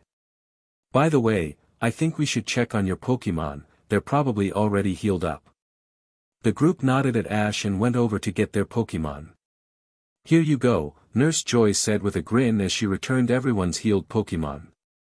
"Is there anything else I can help you with?" "Well, it is getting late," Misty said, looking at the clock. It was already past nightfall. "And I am kind of tired." "Misty's right," Dawn agreed. "It's been a really long day." "I'll say," Iris added. "Axiwi." Aksu yawned as he snuck himself into Iris's hair. "Are there any rooms available, Joy?" Ash asked the nurse.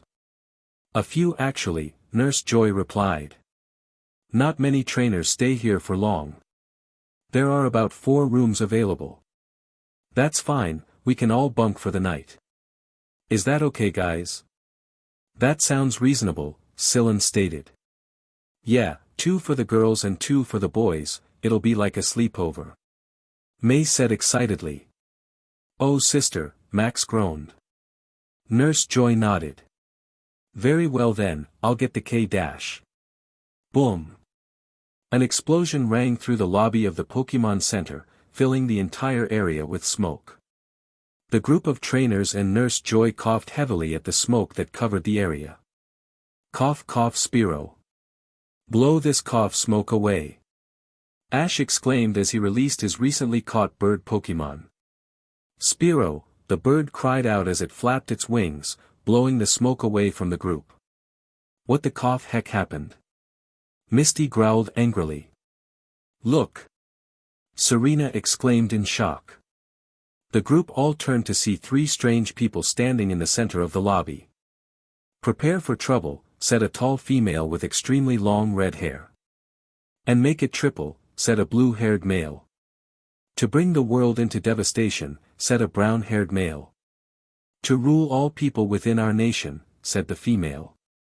To eliminate the forces of truth and love, the blue-haired guy added. To extend our reach to the stars above, the brunette finished. Jessie, said the red-haired girl. James, said the blue-haired guy.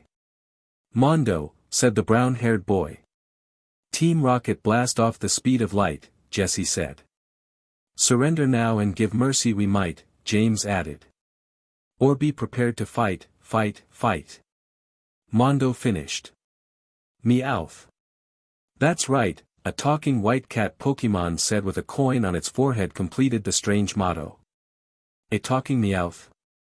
Max, Bonnie, May, Dawn, and Clement all exclaimed in shock. Misty sweat dropped.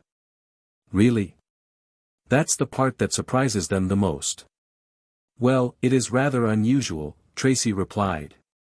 He'd be lying if he wasn't intrigued by the talking cat. Team Rocket, Ash growled, gathering the attention of the group. His eyes held a cold glare. Oh, it seems some trainer has heard of us, Jessie said with a light chuckle. We must be more popular than we thought, James agreed. Oh, I've heard of you, Ash replied. I've heard that you are nothing more than an organization of lowly Pokémon thieves attempting to take control of all of Kanto as well as the world. Lowly? Jessie growled angrily.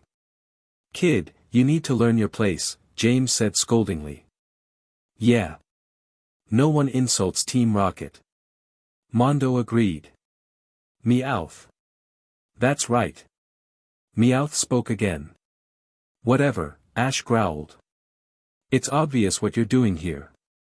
You're planning to steal all the Pokémon for your sick and twisted purposes. Oh, give the kid a prize for figuring our plan, James said sarcastically while Jessie giggled. Ash snarled. People like you make me sick, he said in a cold tone. The entire group was shocked by Ash's hard glare. They had never expected to see such a hateful expression coming from him. All of his Pokémon were just the same, forming a protective circle around him as they glared at Team Rocket. Even Pikachu, who didn't really understand Ash's hatred for the team, felt that he needed to protect his trainer no matter what the cause. Well, we don't care if you're ill or not, Jessie stated. Now, will you give us your Pokémon peacefully, or will we have to use force? Ash smirked. Force? Ha! The fact alone that you're trying to steal Pokémon from a center shows how weak you guys really are. In short, it is you who should surrender. I'm getting really tired of your mouth, Jessie growled, gripping her Pokeball. The feeling is mutual old hag, Ash replied with a smirk. Hog. Jessie yelled, her eyes filled with fury. I'm going to enjoy taking your Pokémon. James. Mondo. Right, the two males replied, grabbing their own Pokeballs.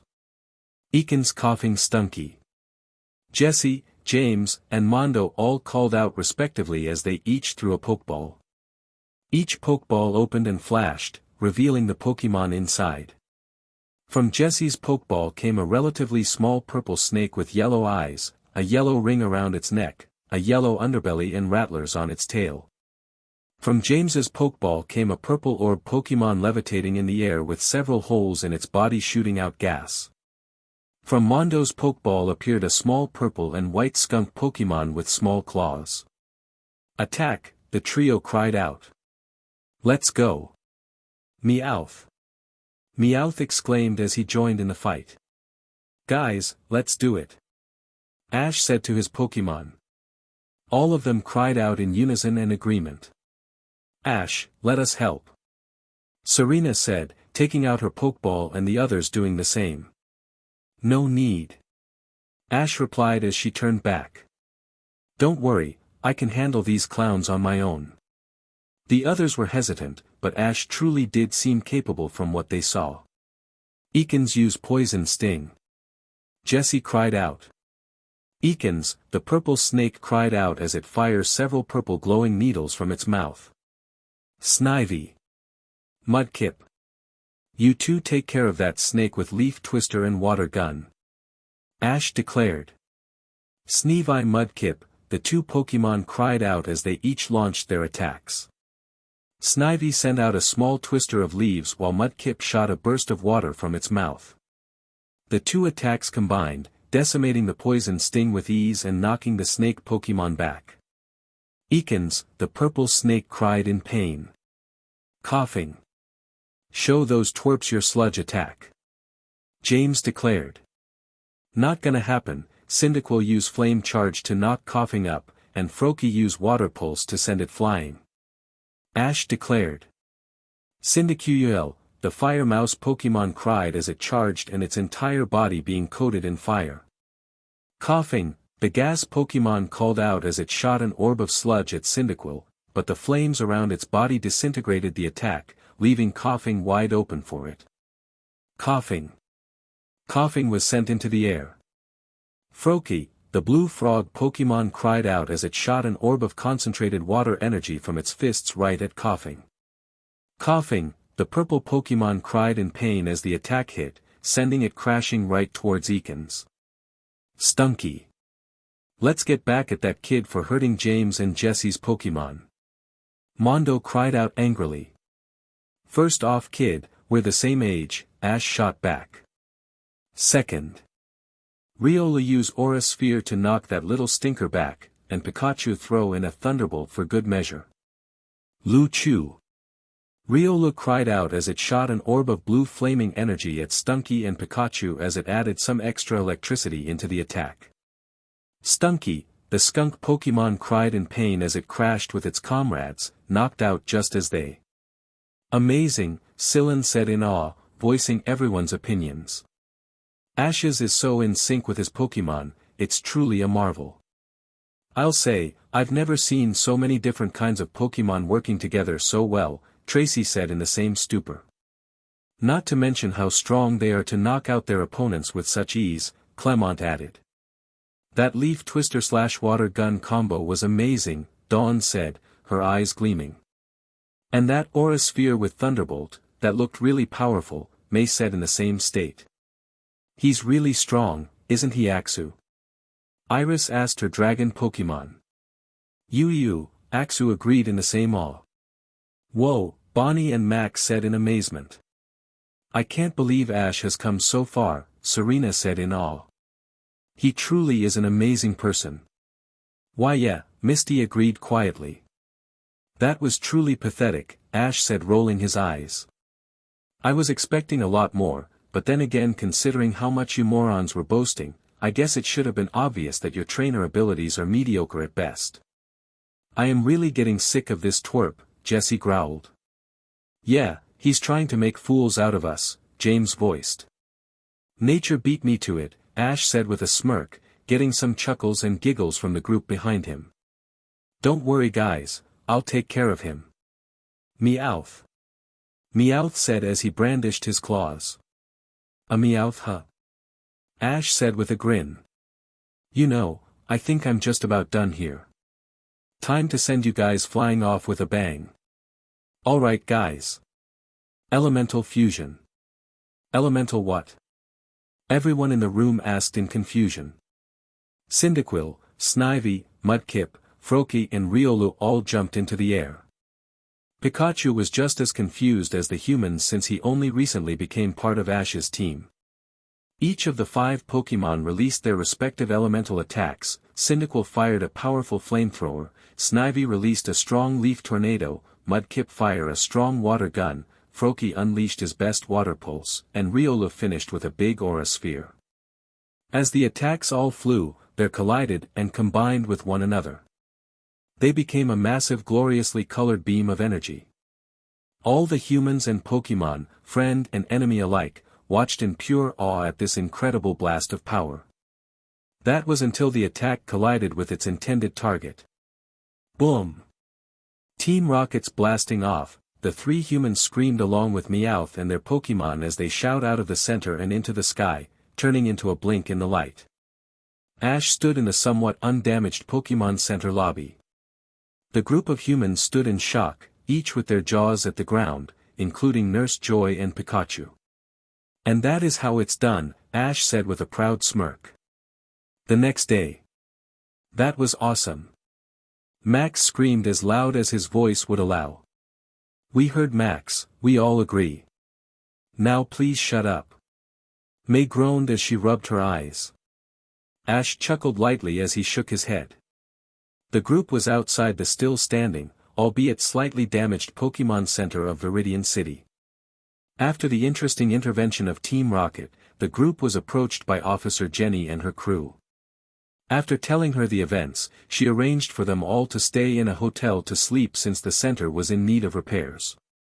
None of them complained and they all slept well. They agreed to meet before the Pokémon Center before they said their goodbyes. Well guys, Ash spoke to the group. I have to say, you definitely made my first few days as a trainer a pretty interesting time. I really hope you guys have luck on your respective journeys.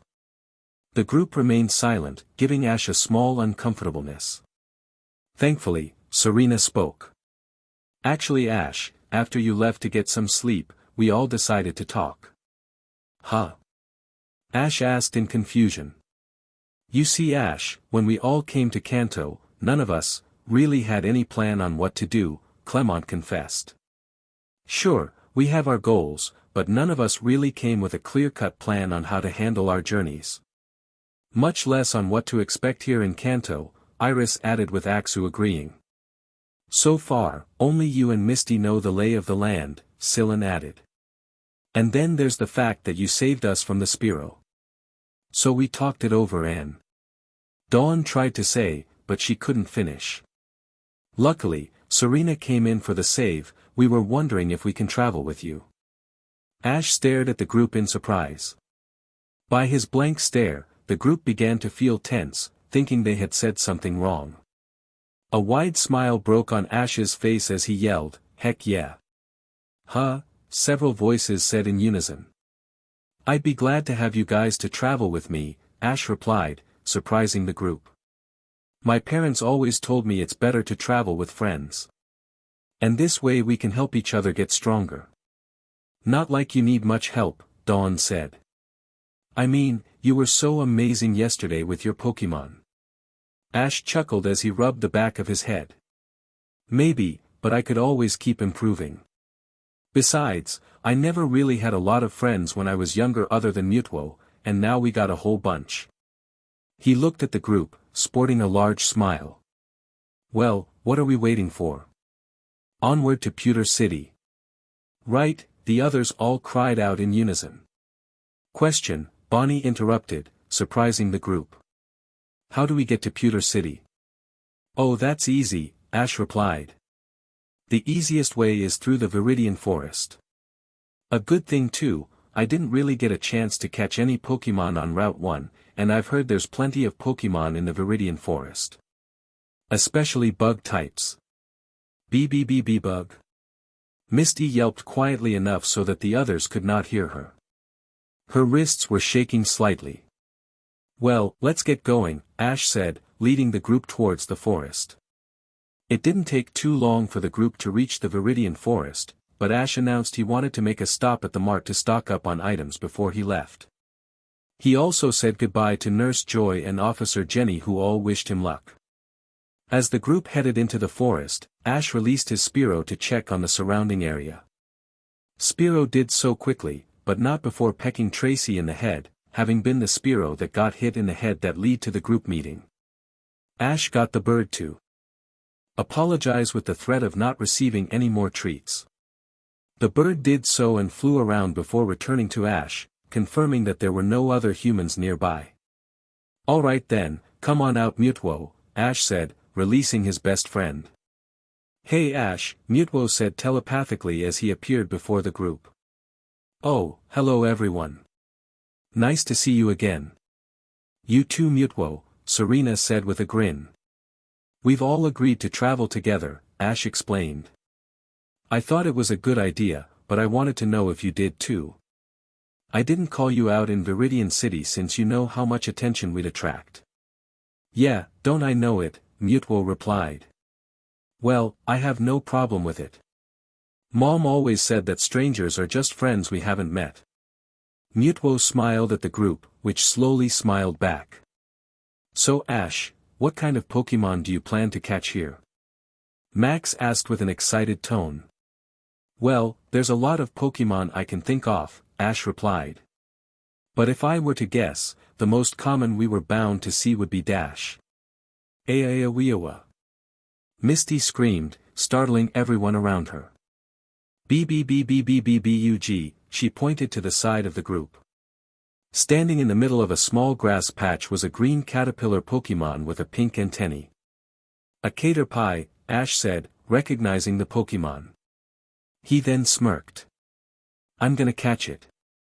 Chapter 03, Bugs Everywhere. Ash Ketchum stared at the small bug Pokémon known as a Caterpie with a determined smirk. Next to him stood his partner and best friend Mewtwo. Hiding behind him was his new friend Misty, and standing behind them was their new group of friends, Tracy, May, Max, Dawn, Syllan, Iris, Clement, Bonnie and Serena. Let's start this off right, Ash declared. Spearow, I choose you. Spearow, the small bird Pokémon cawed. Alright Spearow, start things off with Growl, Ash declared. The bird Pokémon let out a powerful cry, scaring the little bug. Now follow up with Peck, the bird Pokémon's beak glowed white as it flew down and pecked the small green Pokémon. The harsh strike sent the Caterpie into a tree, knocking it out. Alright, now to wrap things up. Pokeball go. Ash tossed the Pokeball, hitting the small green Pokémon and absorbing it inside. He watched in anticipation as it shook, but quickly enough it stopped and a familiar ding went off. Ash grinned happily as he walked over and picked up the Pokeball. Alright. I caught a Caterpie. That's great Ash, Serena beamed happily. Yeah, that was a pretty neat battle, even though it was just a Caterpie, Max agreed. Can we see Caterpie? Bonnie asked.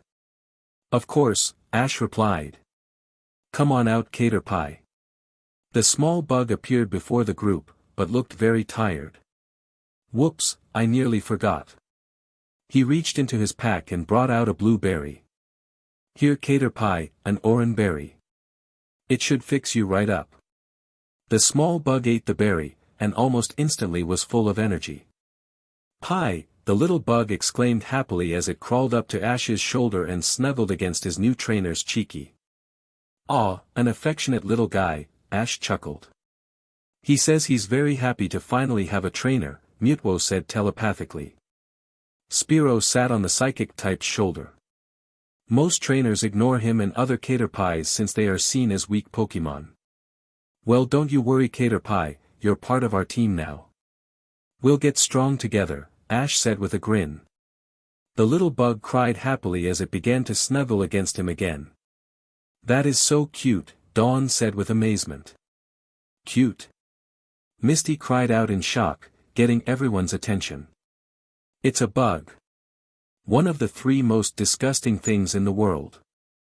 What are the other 2 then? Clement asked. Broccoli and carrots, Misty replied. But nothing is creepier and more disgusting than a bug Pokémon. What a kid, scared of a little bug Pokémon, Iris said with a smirk.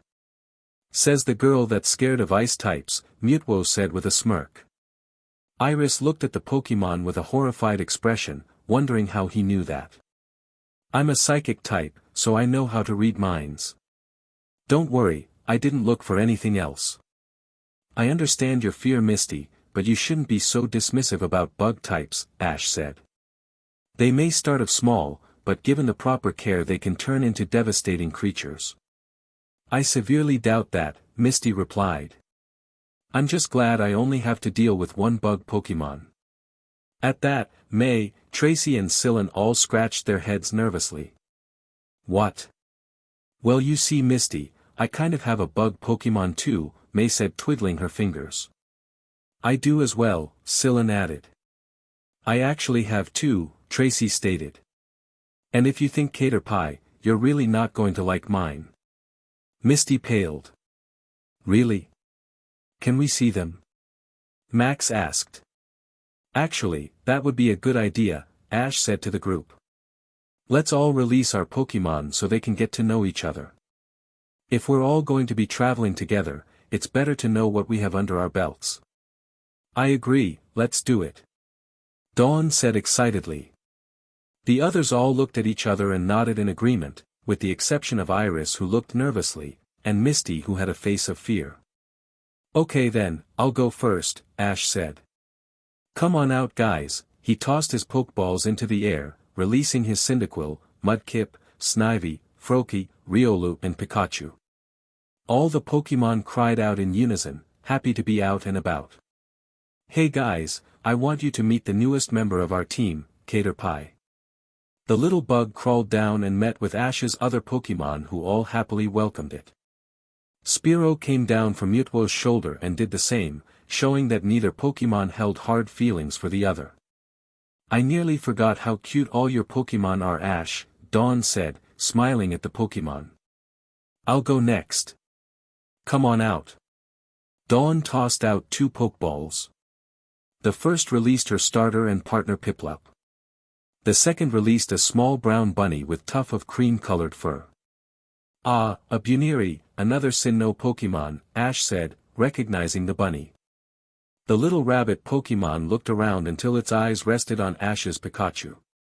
Buneary, the bunny exclaimed with heart-shaped eyes as it rushed over and snuggled against the startled and confused Electric Mouse. Oh, looks like love at first sight, Iris giggled at the sight. Poor Pikachu, Tracy joked, getting chuckles from Clement, Max and Sylvan. Oh my gosh, I'm so sorry, Ash. I didn't think Buneary would act like that, Dawn said. Ash chuckled. No problem, Dawn. Okay, I'll go next, come out. May said as she tossed her own two Pokeballs. The first one released Torchic, and the second released a small red caterpillar-like Pokémon. Ah! Another bug! Misty screamed. Hey, a Wurmple, Ash said as he kneeled down. One of the few Pokémon with two different evolution lines. Let me guess, you're hoping it will evolve into a Beautifly? Kinda, May said with a light blush. I'll go next, Clement said, taking out two ball as well. He tossed them into the air, releasing both his Bunnelby and a small yellow electric lizard Pokémon. Whoa, a Helioptile, Ash said.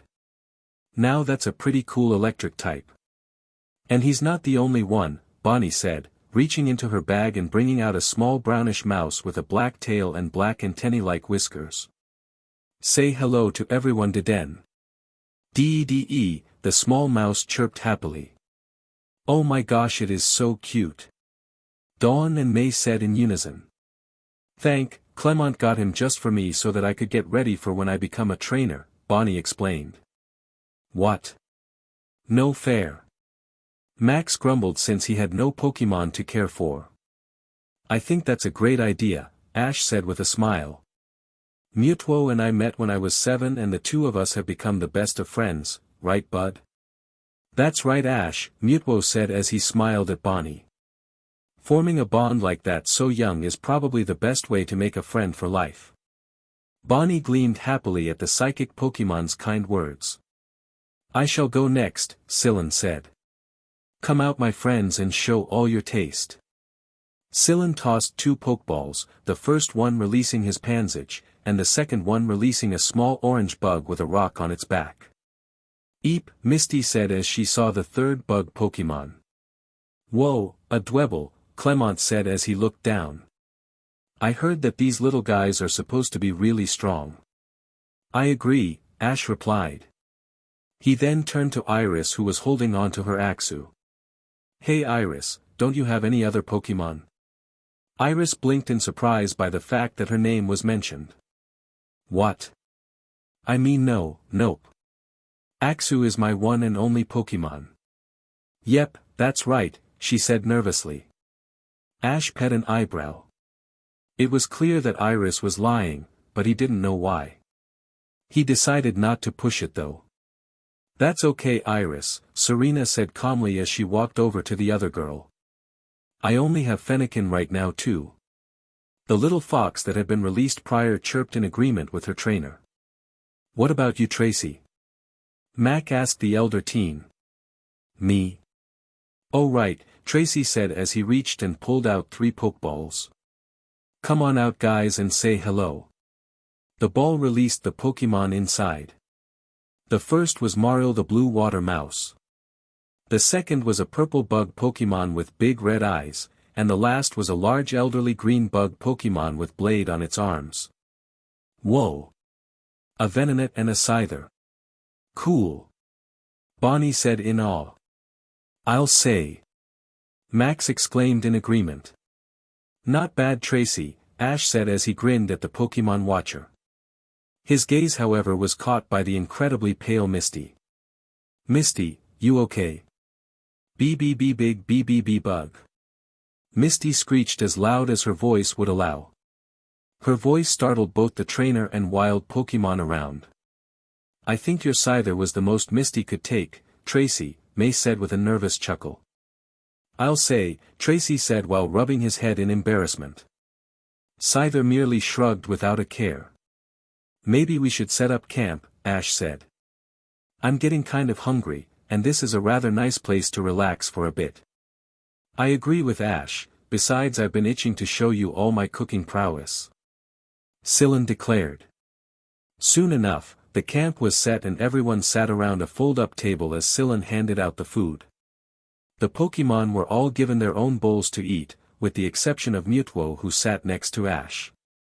Misty sat at the far end of the table, staying as far as possible from all the bug Pokémon. It didn't help that during the setup most of the bugs tried to get snuggly with her. Ash deduced that they knew Misty was scared of them, and they wanted to show her they were friendly and want to be friends with her. Misty was not exactly pleased with this. Bon appetit. Syllan declared as he handed out all the food for the others. This is great. Max and Bonnie declared together. I'll say, May said, gulping down a big helping. This is some of the best food I've ever tasted. I agree, Tracy said as he slurped happily. This is really good Syllan, you got to give me the recipe, Ash said, smiling at the green-haired male. Really? You cook? Syllan asked in surprise. Are you kidding? Next to Mom, Ash is the best cook I know, Mewtwo said as he ate. I have to admit though, yours is good too Syllan. Why thank you Mewtwo, I am so glad you all like my food, Syllan said with a smile. And Ash, I would be happy to show you the recipe, if you show me some of yours. Deal, Ash replied. Soon enough, the meal was done, and the group all helped in cleaning up the mess. After that, night had fallen, and the group decided to go to bed with their Pokémon out. Oh. With the cause of the early morning bird Pokémon, Ash opened his eyes. Haw. He yawned as he rose out of his sleeping bag. He looked and saw that the sun was still not fully up, but he could see glimpses of sunrise. Morning Ash, Mewtwo greeted as he awoke as well. Morning Mewtwo, sleep well? Ash asked. Yes, not bad for our first night away from home and Viridian City, Mewtwo replied as he stretched out. The others are still asleep. True to his words, the rest of their newly made friends were all still snoozing along with their Pokémon. Max, May, and Bonnie were all sleeping with gaping mouths and snoring. Axu was cuddled in Iris's hair as she slept in a tree, Tracy was sleeping with his Pokémon and Scyther next to him protectively, Clement and Syllan were sleeping with their faces on their pillows, and Dawn, Serena and Misty were all sleeping sweetly. "That's fine, we don't want to wake them up for our training," Ash replied as he stretched out. Surrounding his sleeping bag were the rest of his Pokémon all snoozing happily. "Wake up guys, time for training." After some slight groaning, Ash's Pokémon were up and ready. "Come on, I saw a river nearby. I'll make us some breakfast and then it's off to training." All of them cheered quietly, as to not wake the others. After a quick change and writing a note to his new friend to let them know of his plans, he and his Pokémon walked off. They walked to a river that was far enough from the campsite that they knew would not bother anyone.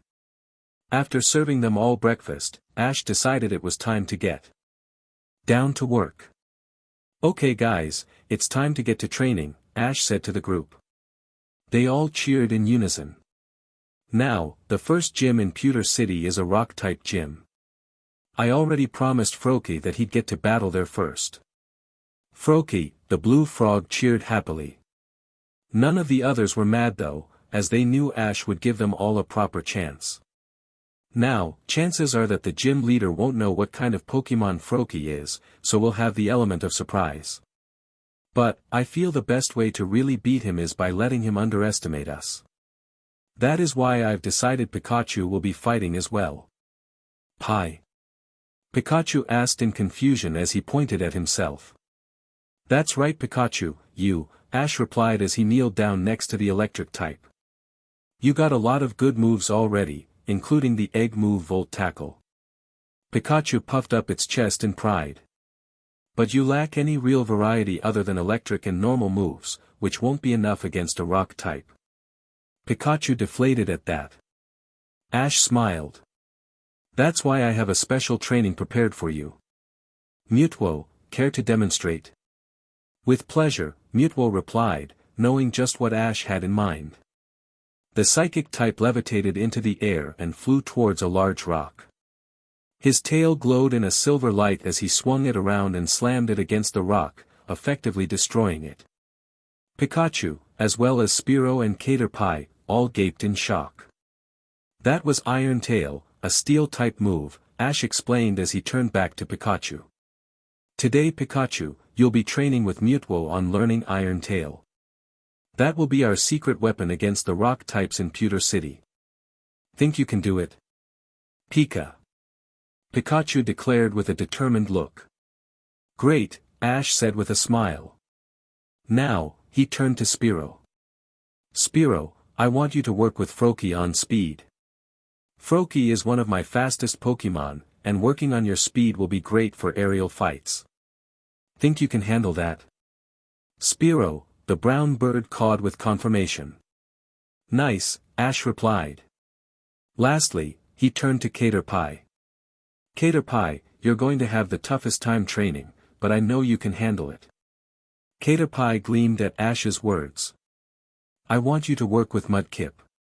The small bug looked at the smiling finned Pokémon and then back to Ash in confusion.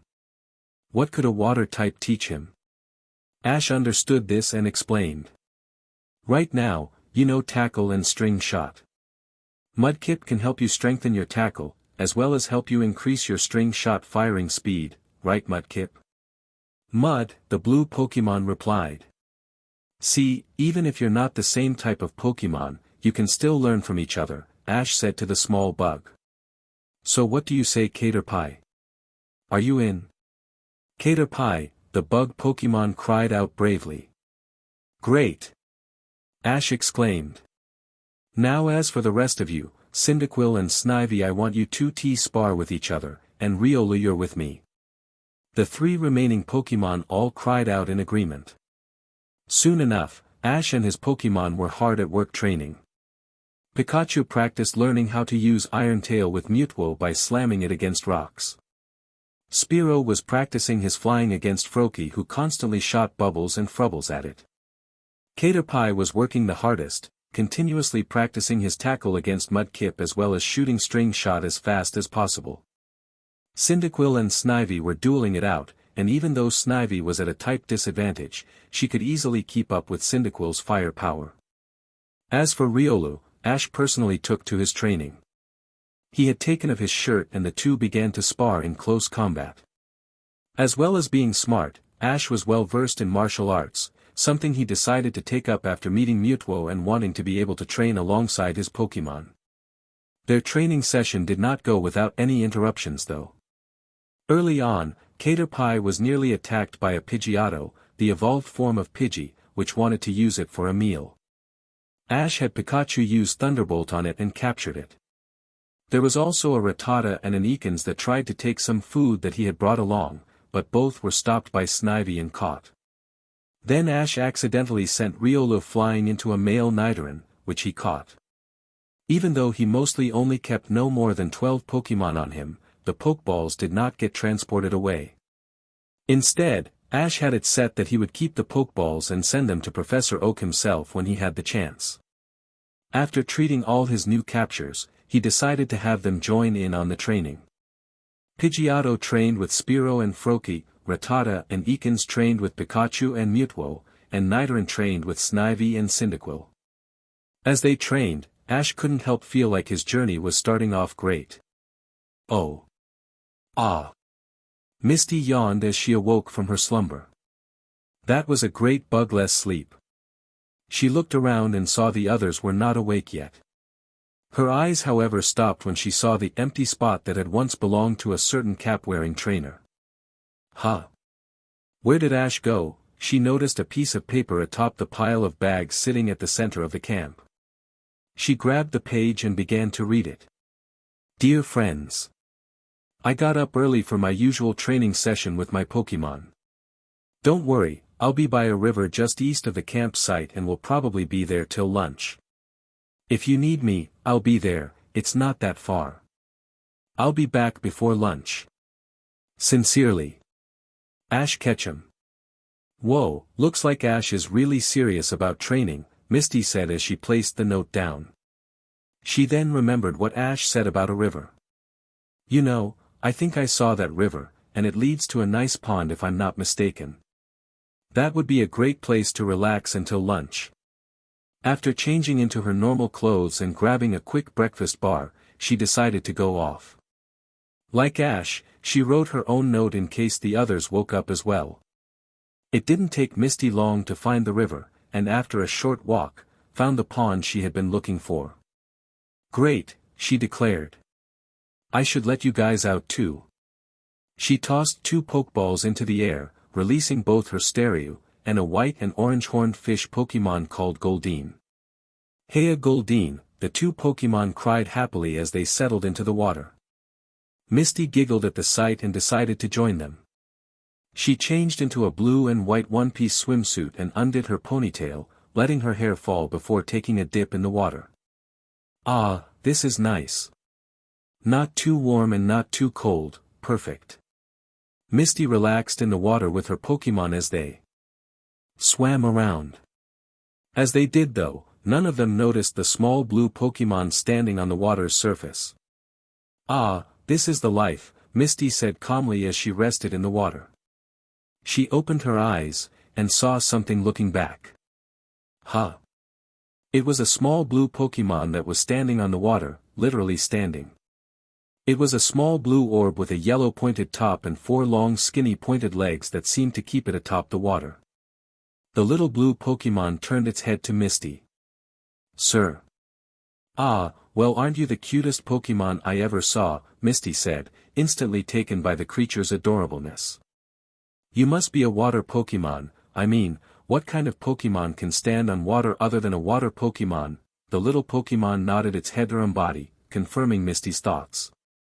Oh my gosh, you're just the cutest little water Pokémon I ever saw. Sir Skit, the little Pokémon cried out happily. I'm Misty, and these are my Pokémon Spearow and Goldeen, Misty said.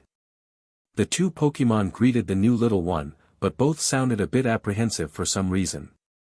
Misty didn't hear it though, as she was so overtaken by the cute little water Pokémon. You know what, I'm going to catch you. Would you like to be my Pokémon? The small Pokémon's eyes widened in amazement. Sir Skit, it cheered happily. It then began to jump happily on the water, careful not to drop in though. Great! Misty exclaimed. She quickly got out of the water and reached for her stuff, grabbing an empty Pokeball. Okay then, go Pokeball. Misty tossed the ball. It flew across the air, aimed directly at the mystery Pokémon. However, as it was just about to hit, a stream of water shot it out of its path, making it fall on the grass instead. Huh? Who did that? I did, Ash's voice cut through. Misty turned her head and saw Ash standing on the side of the pond. She blinked twice as she saw his glistening sweaty body shining under the sun. Behind him stood Mewtwo and Pikachu sat on his shoulder. I'm sorry Misty, but I can't let you catch that Pokémon. What? Why? Misty growled angrily. Do you even know what kind of Pokémon it is? Ash asked back. At Misty's confused expression, he continued. It's a Surskit, a Pokémon normally native to Hoenn. It's able to glide and skim across the water with its thin legs. Yeah, so? Misty asked. Surskit is a water and bug type, Ash said, making Misty freeze in her place. BB bug? Misty yelped softly. She looked at the small blue Pokémon on the water. Surskit gave Misty a confused stare. Yes, it is a bug type, but it's also a water-type Pokémon, which you said it was your favorite, Ash replied. Misty, the world is filled with wonderful and strange Pokémon, and while I can understand your fear, you're going to miss out a lot on life if you let it consume you. I stopped you from capturing Surskit because I didn't want you to hurt its feelings because of your fear. Ash walked to the river's edge and motioned for the small Pokémon to come to him. I'm sorry little one, but this girl fears bugs types. She would have hurt you when she found out. Surskit looked down sadly. It looked at Misty with the saddest look she had ever seen before letting out a soft Surskit and striding off away. Before long, it was gone from sight. I'm sorry I stopped you from capturing Surskit Misty, but I could not allow you to hurt it because of your fear, Ash said as he began to walk away. Before he got too far, he called out, Misty, I can help you get over your fear, but you have to be willing to try to get over it. If you don't you're going to miss out on a lot of wonderful things. Just, try to consider it. With that, Ash walked back to his training grounds, leaving a stunned and confused Misty behind. Oh. Sometime later, the rest of the group had awoken. Misty had returned prior, but did not speak to anyone. Hey guys, Ash greeted as he returned to the camp. On his side was Mewtwo while Pikachu and Caterpie each sat on his shoulders. Hey Ash. Max and Bonnie said excitedly. So Ash, how was your early morning training? Sylvan asked, having read the letter. Pretty good, he replied. I got some good training in, though I have to admit Pikachu and Caterpie showed the most improvement. Pika-Pie, the two Pokémon cried out proudly. That's great Ash, Serena said smiling. Maybe you could help me train Fennekin, she asked with a light blush. Ash smiled back. I'd be glad to Serena. I'm sure my Fennekin can teach yours some tricks. Serena smiled back widely. Hey Ash, Tracy whispered. Do you know what's wrong with Misty? She hasn't talked to anyone. Ash let out a soft sigh.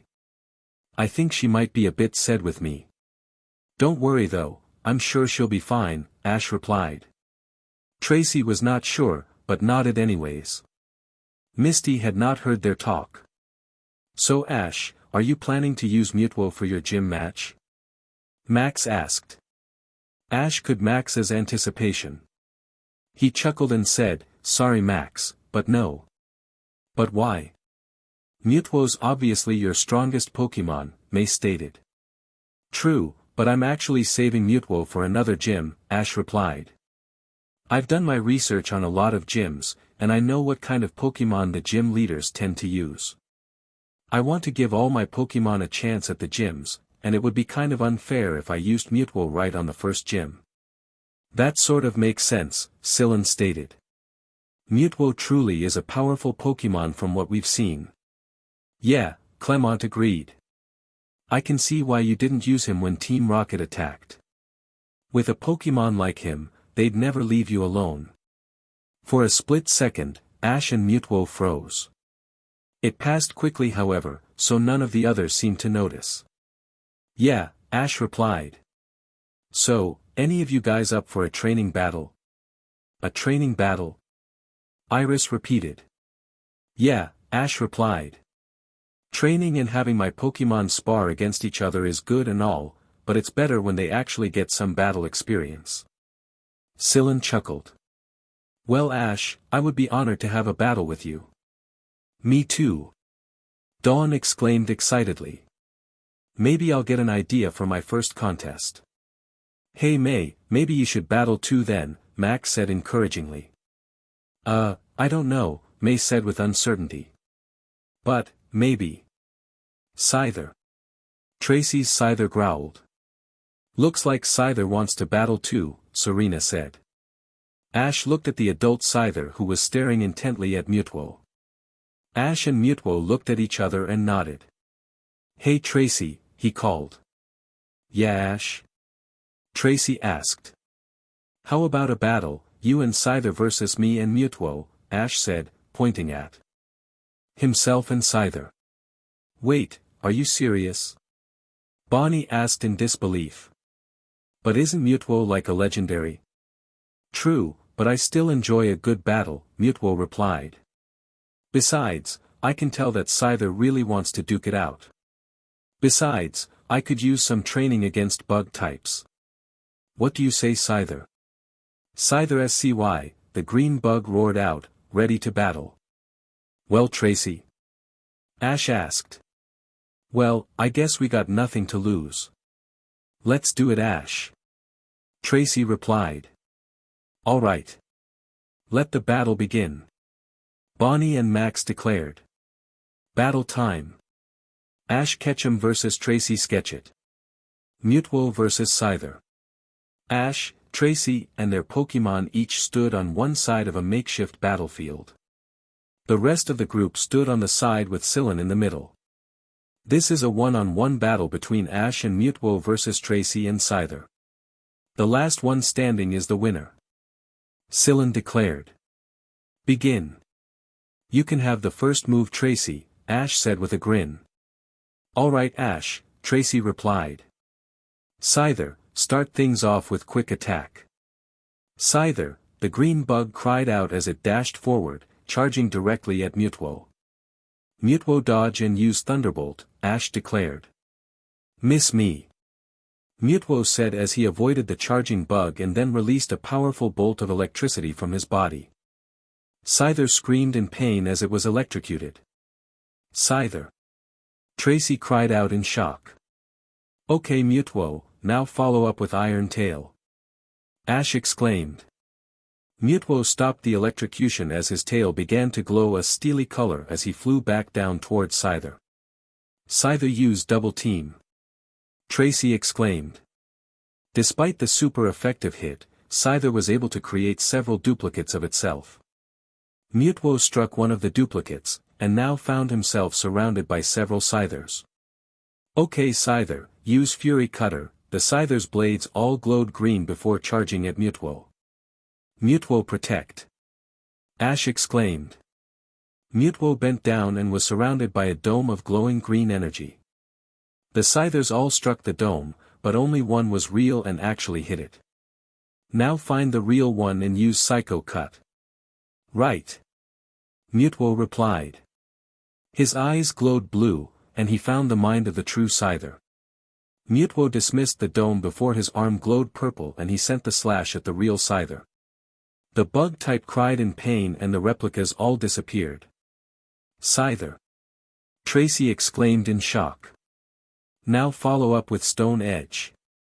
Ash exclaimed. Mewtwo's body was surrounded by 2 rings of stone before he sent them all flying at Scyther. The rocks all struck the bug type's body sending him crashing onto the ground. When the dust cleared, Scyther was knocked out on the ground. Scyther is no longer able to battle, Mewtwo and Ash are the winners. Syllan declared. That was awesome. Max exclaimed. I'll say, Dawn replied. Ash, you and Mewtwo were amazing. Heh, thanks guys, Ash replied. He walked over the other side of the field where Tracy was helping Scyther up. Hey Tracy, thanks for the great battle. Heh, no problem Ash, even though Scyther and I barely even got a hit on you guys, Tracy said. Perhaps, but that was still some impressive skills, Mewtwo replied with a smile. I look forward to more battles with you. Scyther, the big green bug replied, and it smiled back at Mewtwo, showing there were no hard feelings between them. So now that that's all settled, how about we move on before we get into trouble, Iris said. Did someone say trouble? 3 voices chorused together. All of the group turned to see 4 familiar figures standing before them. Prepare for trouble. And make it triple. To bring the world into devastation. To rule all people within our nation. To eliminate the forces of truth and love. To extend our reach to the stars above. Jesse. James. Mondo. Team Rocket blast off the speed of light. Surrender now and give mercy we might. Or be prepared to fight, fight, fight. Meowth. That's right. The entire group was up in arms as they stared face to face with Team Rocket once again. It was the same group of Pokémon thieves that Ash had sent flying back in Viridian City. Speaking of Ash, he looked to his side where Mewtwo had once been, and saw he was no longer there. Mewtwo. Are you there? He thought. Yes Ash, Mewtwo replied telepathically so that only Ash could hear him. I sensed them just before they appeared and quickly flew into the trees before they saw me. Good, Ash thought back. The last thing we need is for Team Rocket to find out about you and try to take you. These 4 clowns are no match, but some of the higher-ups could be more dangerous if word ever got out. Agreed, Mewtwo replied. Do you think you'll need me to fend these 3 off however? Thanks for the offer, but no. I have a better idea, Ash replied, mentally smirking as he stared at the group of Pokémon thieves. You clowns again. Show some respect to your elders, boy, James said with a snark. Yeah, now give us your Pokémon peacefully, or we'll have to take them from you by force, Mondo said, puffing out his chest. You can't be serious, right? Iris said with a sigh. You guys are clearly outnumbered, Serena stated, even with all of us using only 1 Pokémon, we still clearly outnumber you. Numbers mean nothing when it comes to the might of Team Rocket, Jessie said with pride. Some pride, Ash beat you guys without even breaking a sweat, May said with a grin. Ash couldn't help but smirk at how much confidence the others had in him. That was just a lucky shot is all, Jessie replied. I bet if it were an actual Pokémon battle where he could only use one he'd be beaten easily. Oh, is that so? Ash said. Well I'll tell you guys what. Let's have a battle, you 3 against me, and I'll use just 1 Pokémon. If I win, you guys leave with your tails between your legs. And what if we win? James questioned back. I'll give you all my Pokémon, and join Team Rocket, Ash replied, shocking everyone. Ash, are you sure about this? Clement asked in disbelief. What if you lose? Syllan added. Ash won't lose, Misty said, surprising everyone including Ash. She had a soft look in her eyes. He's a strong trainer that knows what he's doing. We just have to have faith in him. Ash looked at Misty in surprise. He had been sure she was still mad about the events from before. He smiled at her and said, Thanks Misty. Misty smiled back. Meanwhile, Team Rocket was conversing with themselves. What do you think, should we take the bet? Mondo asked. Well, if we win we get that kid's powerful Pokémon, James stated. And Team Rocket could always use some new recruits, Jessie replied. Let's do it. Besides, 3 against 1, come on it's an easy match. And if things go south, I'll be sure to, even the score, Meowth said with a devilish grin. Alright twerp, we accept your offer, Jessie said as she and the rest of Team Rocket smirked at him. Ash smirked back. Well then, let's get started. Call out your Pokémon, he said. Jesse, James and Mondo all sent out their Pokémon, Ekans, Coughing and Stunky respectively. Now it's my turn. I choose you. Caterpie, the small green bug Pokémon cried out as it was called into battle. Ha ha ha ha ha ha ha ha. Team Rocket, human and Pokémon alike, were on the ground laughing the buttes off at the sight of the small green bug Pokémon Ash had called out. Ash! Are you out of your mind? Iris, May, Max, and Bonnie all yelled in unison. Ash, I know you have a lot of confidence in your Pokémon, but isn't this pushing it a little too far? Tracy asked. Nope, Ash replied. Like Misty said, have some faith guys. Not just in me, but in Caterpie too. Ash looked at Caterpie who gave him a firm nod. I know what I'm doing. Whatever you say Ash, Syllan said unsurely. All of his friends found it hard to have faith in Ash's choice of Pokémon, but if they knew about one thing, it was Ash's ability to surprise. Misty also found her faith a little shaken, especially by the sight of the little bug. However, she said she had faith in Ash, and she'd keep it.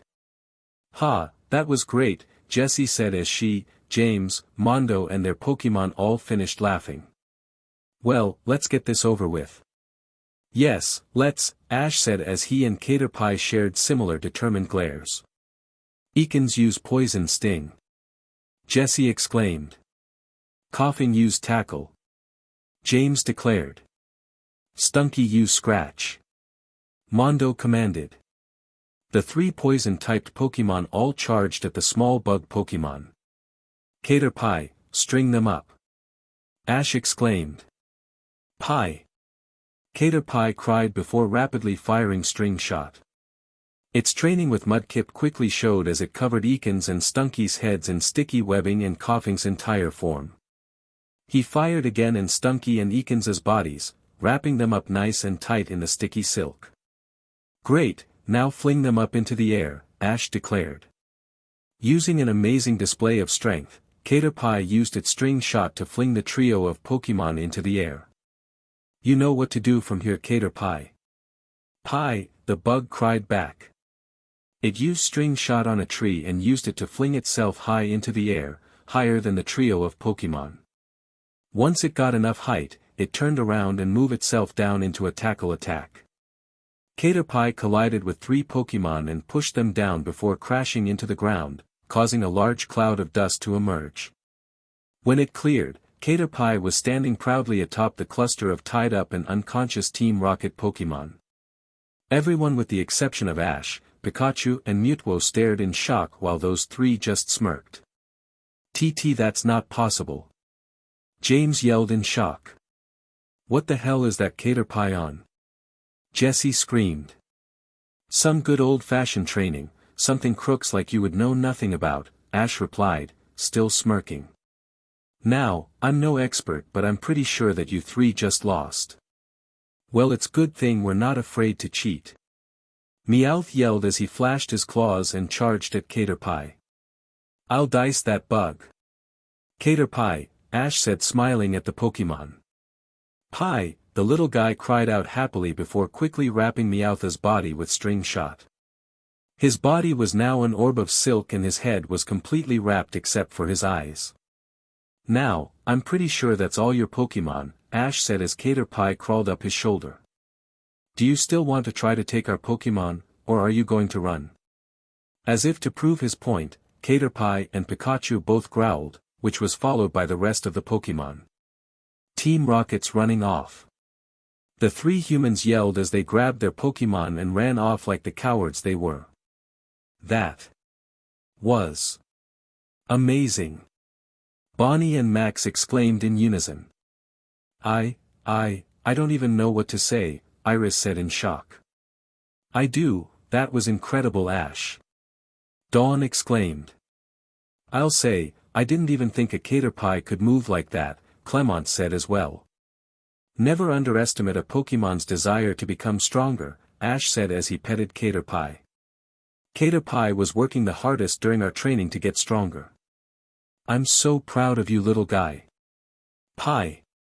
Caterpie cooed cutely as it rubbed itself against Ash's head. That was truly an impressive display, Ash. I can tell you'll go far, Sylvan said smiling. Ash, that was amazing. I mean, I never thought that string shot could be used like that, Serena said in awe. I agree, that actually gives me ideas for my first contest, May added. Looks like you were right, Misty, we just needed to have some faith in Ash, Tracy said with a smile. Misty walked forward towards Ash. Ash noticed this and gave her a confused glance. Something wrong, Misty? He asked the redhead. Ash, Misty tried to speak, but found her voice failing. She took a deep breath and stared at Ash with a determined look. Ash, could you help me get over my fear of bug Pokémon? Ash blinked in surprise. He had not expected Misty to ask him for his help this quickly. He smiled softly. Perhaps he should have more faith in Misty like she had in him. Sure, Misty, I'd be glad to, Ash replied. The first step to getting over your fear is being willing to try to get over it. Ash smiled at Misty, which she quickly matched with her own smile. Now for the second step. Caterpie. Caterpie nodded and crawled down Ash's arm into his palms. Misty, I want you to pet Caterpie. What? Misty exclaimed in shock. You want to get over bug Pokémon, right? Ash asked. Well then give Caterpie a small pat on his head. He just wants to be your friend, Misty. Pie, the small bug cried, trying to give Misty its best cute face. Misty was not happy about this. The last thing she wanted to do was touch a bug Pokémon. However, Ash's words still rung in her head. He was right, if she let her fear consume her she would miss a lot of amazing things and Pokémon like Surskit. She steeled herself and took a deep breath. She reached out and hesitantly pressed her hand on Caterpie's head. Misty's eyes widened in surprise as she felt Caterpie's amazingly soft skin. This isn't so bad, she said as she petted the now happy Caterpie. Pie, the little bug exclaimed happily, wagging his tail. See, bug Pokémon aren't so bad, Ash said smiling at Misty. Misty looked back at him and smiled back.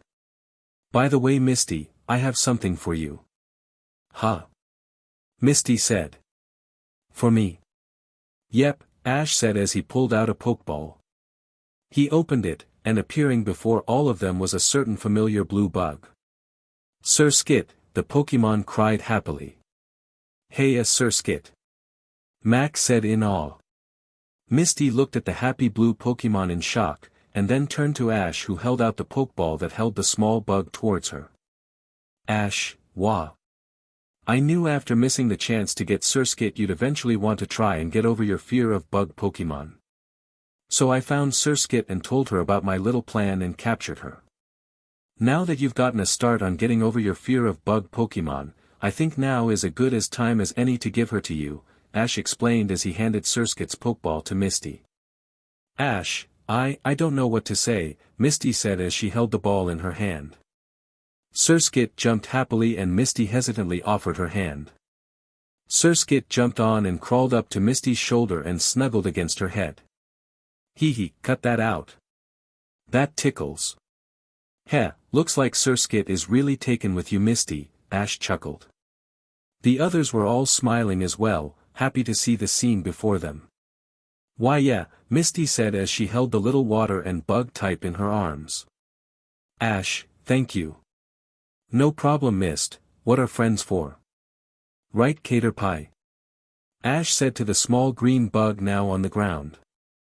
Caterpie was cut short in its exclamation as a weird feeling took over its body. Hey Ash, what's wrong with Caterpie? Max asked. Suddenly, Caterpie was covered in a blue glow and its entire body began to change. Caterpie's evolving. Clement realized. Caterpie's shining body transformed and got bigger. When the glow dismissed, a new green cocoon-like Pokémon with yellow eyes stood before the group. Amazing, Caterpie just evolved into a Metapod. Tracy said in awe. Congratulations, Metapod. Ash said happily as he held up the now evolved bug type. Yeah, congratulations, Mewtwo said, having flown back to the group after Team Rocket had left. You're a lot closer to your dream now. Dream? Misty asked, slightly shaken by the sight of the new bug Pokémon. Caterpie wishes to become a butterfree so it can fly in the sky, Mewtwo explained. He wants to show the beauty and power that bug Pokémon have. Well then, I say he's on the right path, Ash said as he patted the Pokémon. So Misty, care to give Metapod a pet? Ash saw Misty get a shiver at the idea. Hee hee, just joking Mist. We'll save that another time. For now, let's just work on getting used to the idea of having bug Pokémon around. Baby steps, right? Misty let out a sigh of relief. Right, baby steps, she replied, smiling at Ash. For now, I think I'll stick with my little cutie Surskit. Surskit, the blue Pokémon cried out happily as it snuggled against Misty. Well, I think that's enough excitement for one day, Ash said as he placed Metapod on the ground. I don't know about you guys, but I'm starving.